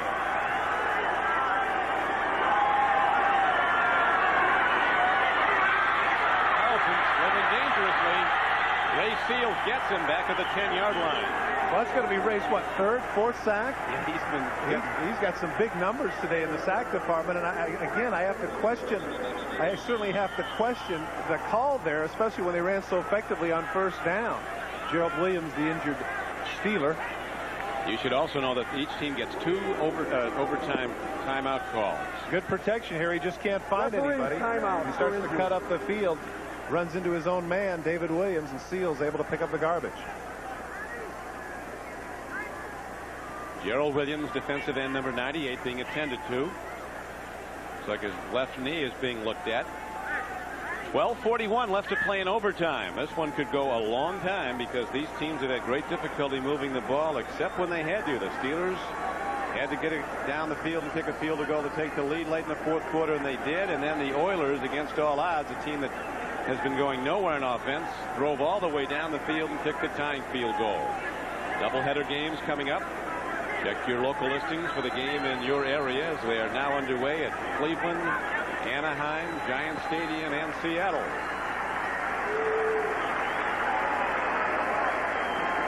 Gerald Williams up and okay, coming off under his own power.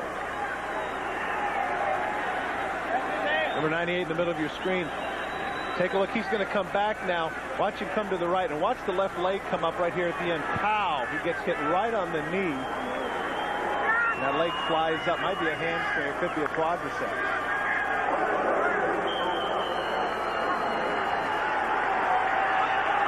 Third down for Cody and the Oilers. Steelers spread out their defense. Here comes a blitz. Woodson coming hard. On the run is Carlson. He threw the ball away. Will there be intentional grounding? No, they don't throw the flag. That was on 3rd down. Now, interesting, Jerry Markbright went to his pocket. No flag for intentional grounding. He went to his pocket. The quarterback was out of the pocket. That's exactly right. There you go. Right on top of it. Quarterback was out of the pocket. No intentional grounding. Jets lead the Bills 3-0 in the 1st quarter in the 2nd games that are now underway. Take a look up your screen if we can see the official come in. Right there at the end, he's outside the pocket, just gets rid of it. Jerry Markbright ran over, picked it, pulled the yellow linen out of his pocket, about to throw it. Then he saw where he was on the field, put it back in his pocket. In the end zone, ready to punt the ball. Camarillo. He hits a tremendous shot downfield. Woodson from his 31, straight ahead. Looks for a gap. He finds one, and Ron Woodson is still on track as he gets across the 50 and down to the 47-yard line. The reason that Rod Woodson is on the all-time NFL team. A couple of old teammates there chatting. You see Dishman and Rod Woodson, both former Purdue Boilermakers. And that must have been some defensive backfield with those two at corner. Yeah, you wonder why Purdue has such lack of luck with players like this. Jim Everett was on those teams, too. Well, the thing that's tough about this is Camarillo does exactly what you want. You certainly want a 57-yard punt when you're at your own 12-yard line. But, of course, what that does is that outkicks the coverage. And someone like Rod Woodson can take advantage of it. And he does with a 20-yard return. The place kickers have been perfect today. Each have had 3 shots at it. Each have converted all 3 times. Anderson including a 51-yarder. His array of field goals. Here's a blitz on O'Donnell. All on the field. They rule he's down. Al Smith, the middle linebacker, came through unchecked, and O'Donnell is down. He's getting up. Well, that was a runaway train. I mean, he came fast. Right in the middle of your screen, watch number 54. Just completely untouched, and O'Donnell is down. Look how fast he comes. Bam Morris has to come up and get the other linebacker. There he ducks down right there. I'll be interested to see what that is. Looks like his knee might have landed on his head. Hard to tell. Also, his right shoulder went into the turf hard. So Neil O'Donnell now being looked at. We've gone almost 3 minutes into overtime.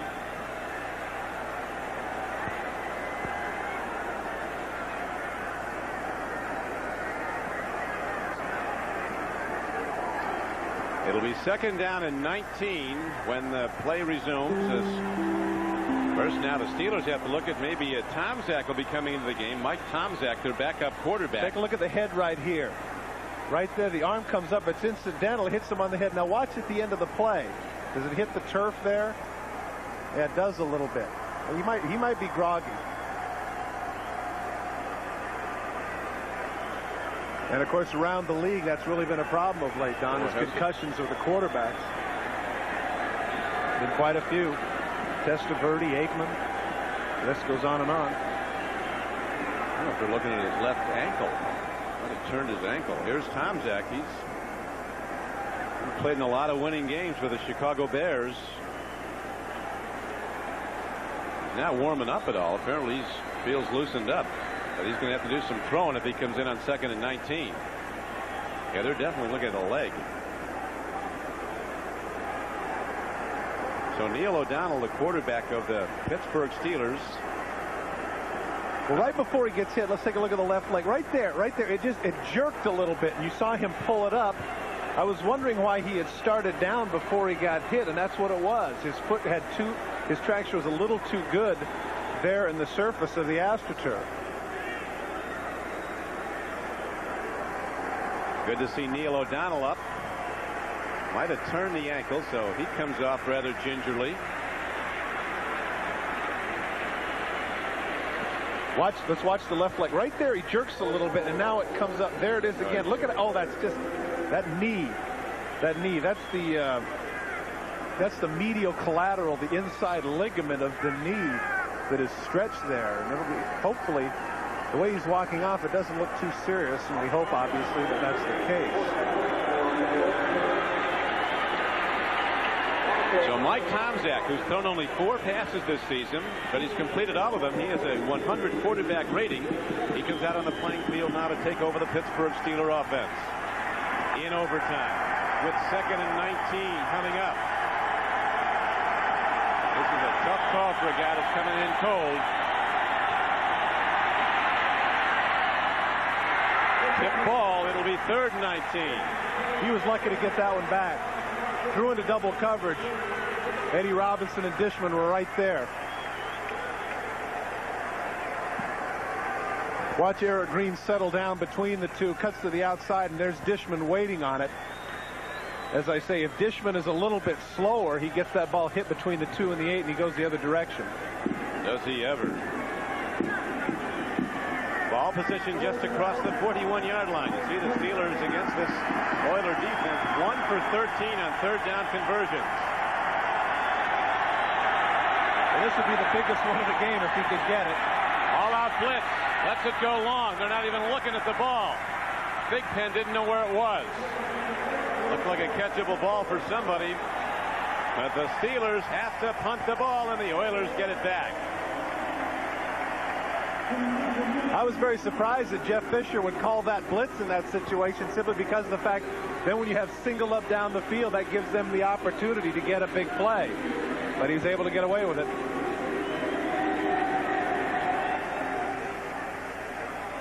Now they have Pat Coleman back instead of Ernest Givens after that fumble. This is the 20th punt of this game, pounding both sides. Another good kick. Yes, it was by Royals, but it'll be run back. Coleman darts out to the 17-yard line. Now another penalty marker comes in. We've had 100 of those. They've been firing penalty markers from every angle all day long. 9-9 is the count. We're in overtime. Don Criqui with Todd Christensen at the Astrodome in Houston, Texas. The Oilers with a 1-7 record. Losers of 3 games this season by 3 points. Down by 3 late in the game when they drove to kick the winning field goal, the tying field goal. Pittsburgh has had 9 penalties marked against them for 99 yards. The Oilers have been assessed 9 penalties for 109 yards. Illegal block on the return, number 48, receiving team. Half the distance to the goal, first down. So the Oilers put themselves in a jam again.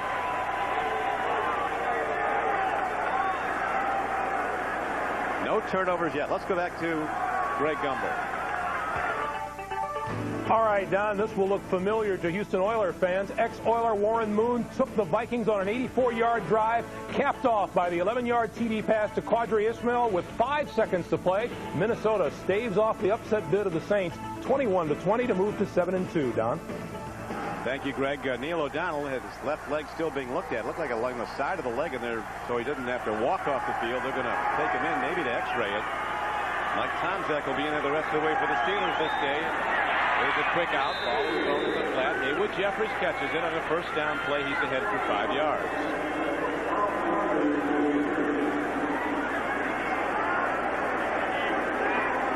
Neil O'Donnell loaded aboard, and off he goes, Todd. A lot of pressure now on Mike Tomczak. You know, he's a veteran quarterback and everything else, but man, when you've been sitting the whole time and now you have to come off the bench and lead your team down the field, it's got to be tough. And of course, that man's not very happy. What a competitor he is. He's somebody that really isn't given his due in terms of being a quality NFL quarterback. And running with the ball, Gary Brown. He's ahead for the first down as he crosses the 20-yard line. We're getting a report that Neil O'Donnell will have his lower left leg x-rayed.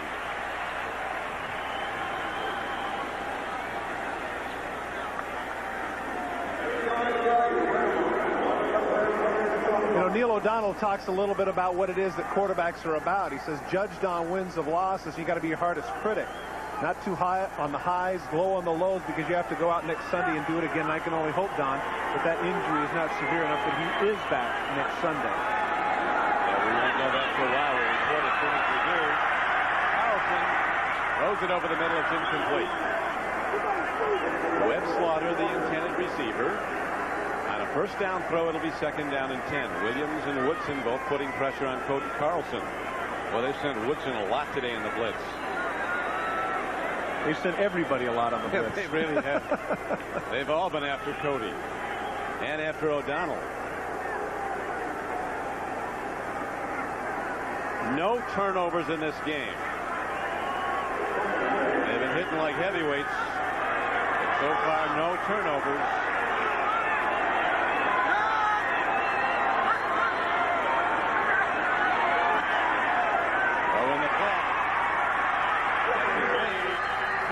Fighting for a first down. Looks like he'll be just short of it, bringing up third and less than a yard. He's been able to catch those short passes in front of Deion Figures, but again, it's a situation where I think that the Pittsburgh Steelers don't mind this all that much. They just don't want to get a big play. On the knees, comes up, Woodson knocks him out of bounds. Interesting to see how far off the ball Figures was there. He was about 10 yards off the line of scrimmage there. Jeffries making a concerted effort to get the first, just a little bit short. Jack Pardee, he's seen everything this year in this crazy season. Here's another blitz. And the Steelers, boy, that's Greg Lloyd going for the ball and going hard for it as he hits Gary Brown. Woodson did the same thing that he did earlier on the 3rd and 1. He comes in with the blitz. John Henry Mills tries to make the play, and he actually is able to block him this time. Watch Woodson come in. He gets picked off, but Lloyd's waiting on it. Great job by Lloyd to come up and knock not only the guard, but Brown into the backfield, forcing the Oilers to punt. Huge play on the defensive side for the Pittsburgh Steelers as on 3rd and 1. They stop the Oilers, and Pittsburgh will get it back.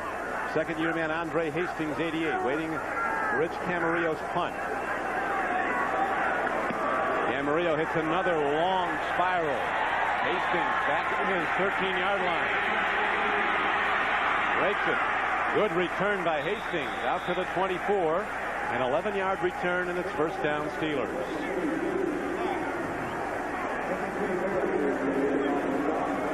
It's game 2 as a 57-yard punt by Camarillo. Doubleheader games coming up next. They're well underway. In fact, some of them might be approaching the second quarter now. As the Patriots and Browns are doing battle at Cleveland. The Rams are leading Denver 7-0. Jets were up on Buffalo 3-0. And Seattle is up on Cincinnati 7-2 in the first quarter. Here's Mike Tomczak out now, ready to lead the Pittsburgh Steelers offense. Former Ohio State quarterback.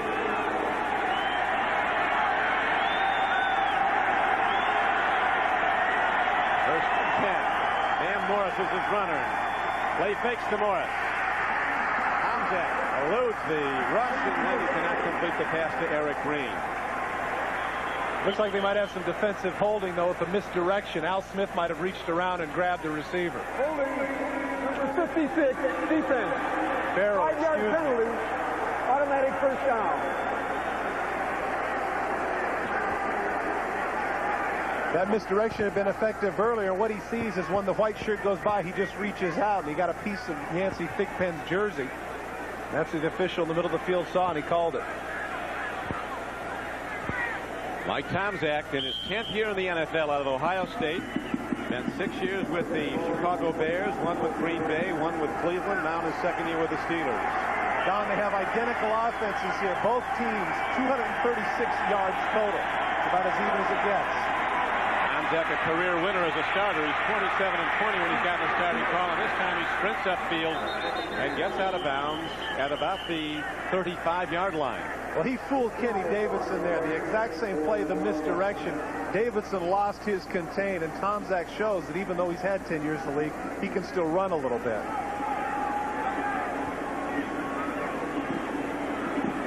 Tomczak started his career with the Bears as a free agent out of Ohio State. Had a good career with the Buckeyes. Watch the right of your screen. Misdirection. Number 90. Davidson has it. He's right there. He's waiting on it.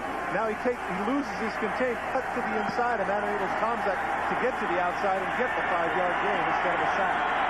Tomczak dropping to throw. Stands in. He throws, and Eric Green makes a tremendous play. Going below his knees, turning back at the ball, and coming down with it for a first down for the Steelers. A huge play for Pittsburgh as they move on now and get the ball out to their 42-yard line. Here's Houston coming with the blitz, and that blitz read, as we've mentioned before, is just to cut out the short out. Throws the ball behind, and you're right. That's a nice catch by Green. Almost dropped it, but pressed it to his big body. Gave him the first down. Yancey Thigpen, he's a deep threat. He's at the lower portion of your screen. They might go along to him before long. First down. Tomczak hands off to Van Morris. Ray Childress with a tremendous defensive play. Coming on an all-out rush, he got an arm out and tripped up Van Morris at 2nd down and 12. I was going to say, Todd, nobody was more surprised than Tomczak when he didn't get drafted. He quarterbacked Ohio State to 27 wins in 3 years. Jeff Fisher, I think, judging by what he's been doing up to this point, does not believe that Tomczak can beat him downfield. And if you've been noticing in the last couple of plays of the series, they have been coming with 6 and 7 men, forcing Tomczak to throw some of the shorter throws. Problem with that, though, is it only takes one play in overtime. Tomczak punt faking. Long ball downfield, and moving at the ball is the aforementioned Yancey Thigpen. They do go deep to him, and he makes the play again inside the 40-yard line. Well, they went with the pump fake, the hook and go. And in that case, Darrell Lewis gets fooled to the left of your screen, but the safety coming over, Mike Davis, doesn't get over quick enough. Look at number 30. He doesn't get over quick enough. That time, if he throws the ball perfectly and leads him, Davis makes the play. Instead, he throws it behind Thigpen with a nice catch in the 23-yard gain. So the Steelers in this overtime game, inch closer toward field goal range for Gary Anderson, who's been sensational this season. Sensational today, including a 51-yarder. Straight ahead they go and get the ball to the 35-yard line. But here it would be a 52-yard attempt. He's got a 51-yarder today.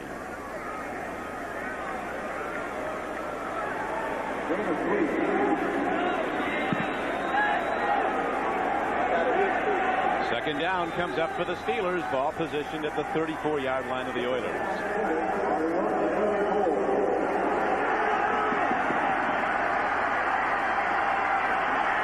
For the Oilers to come, they got to make something happen here. And Morris takes a look, slides in, drives ahead on 2nd down to the 31-yard line, and that brings up 3rd down and 4. Tackled by Al Smith.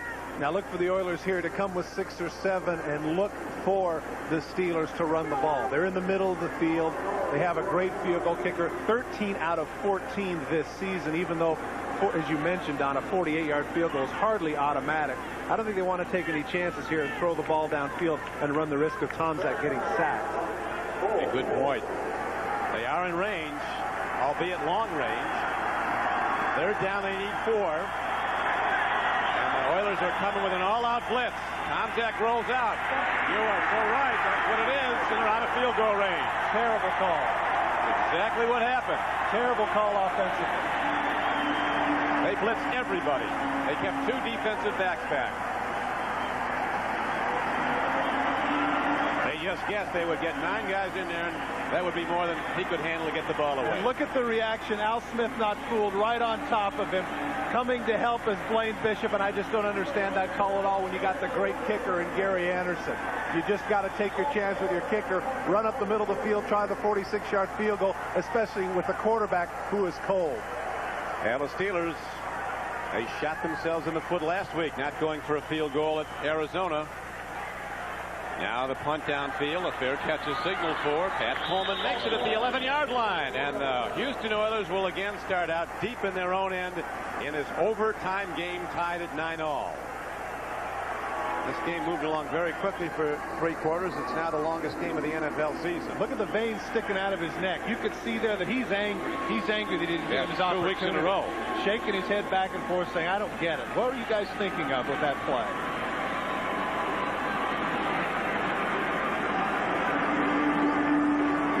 Ron Earhart there standing next to Bill Cowher certainly has to be second-guessing himself with that call. Well, they talked it over. I mean, I'm sure he didn't just send it in without telling Cowher, what do you think?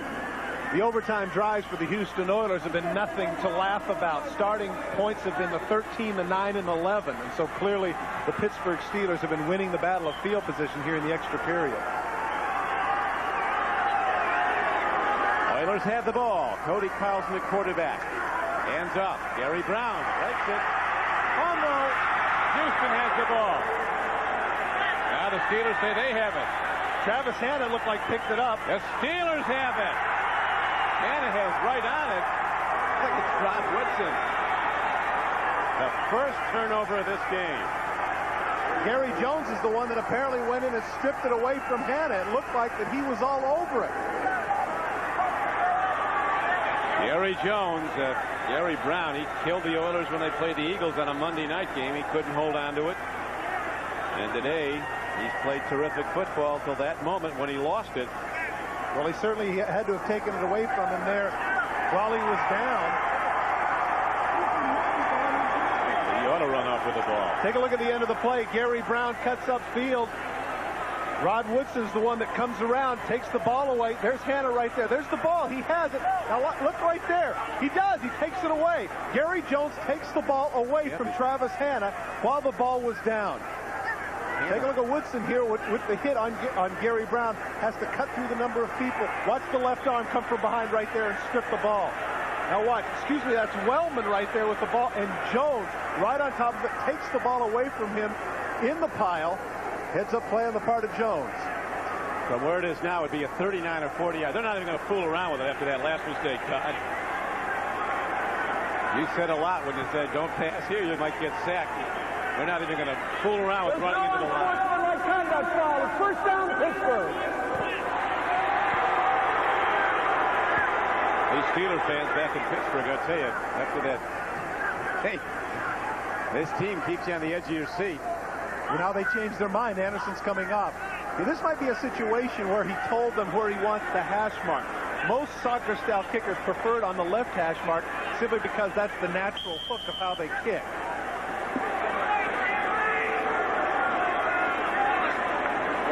Line of scrimmage to 22. Normally it's 17 yards back from the line of scrimmage.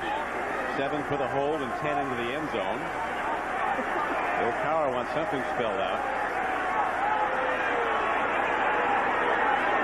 I think Cowher would be a happy guy. His team just getting the first turnover. Take a look at the fumble again. The ball comes up, and for all intents and purposes, I think everybody thought that Wellman had it, but there's the ball right there. Jones right on top of it, strips it away. Right there you could see the hand of Wellman trying to get the ball back. He couldn't do it. Jones right on top of it. Very opportunistic. Huge play by number 25.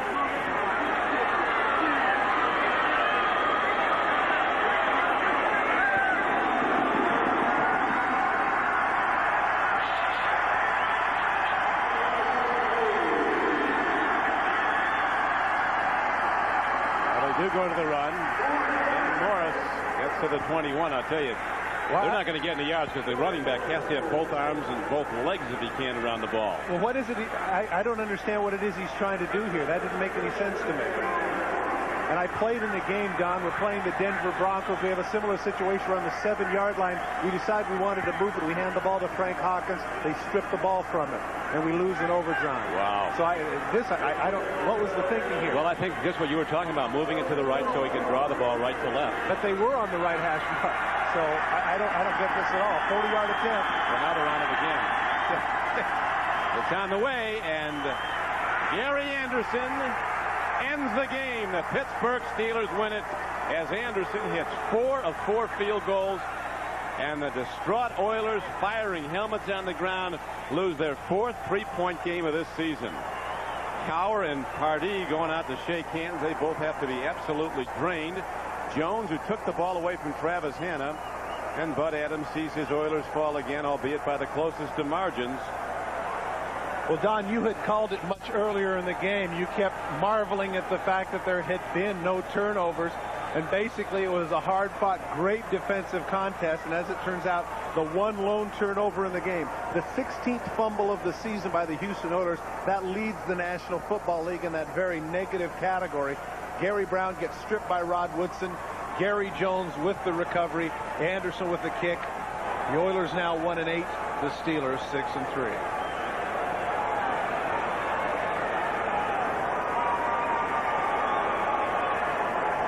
Gary Jones in the middle of that pile takes the ball away from Wellman and Hopkins. Now the employee owners of Avis salute the game's MVP, and today it goes to Gary Jones as the winner of today's We Try Harder award, taking the ball away from Travis Hanna and giving the Steelers position to kick the game-ending field goal in overtime. Once again, the final score, the Steelers 12, the Oilers 6. Coming up next is the second half of our doubleheader. So for Todd Christensen, this is Don Criqui saying so long from the Houston Astrodome in Houston. Turbo. So different.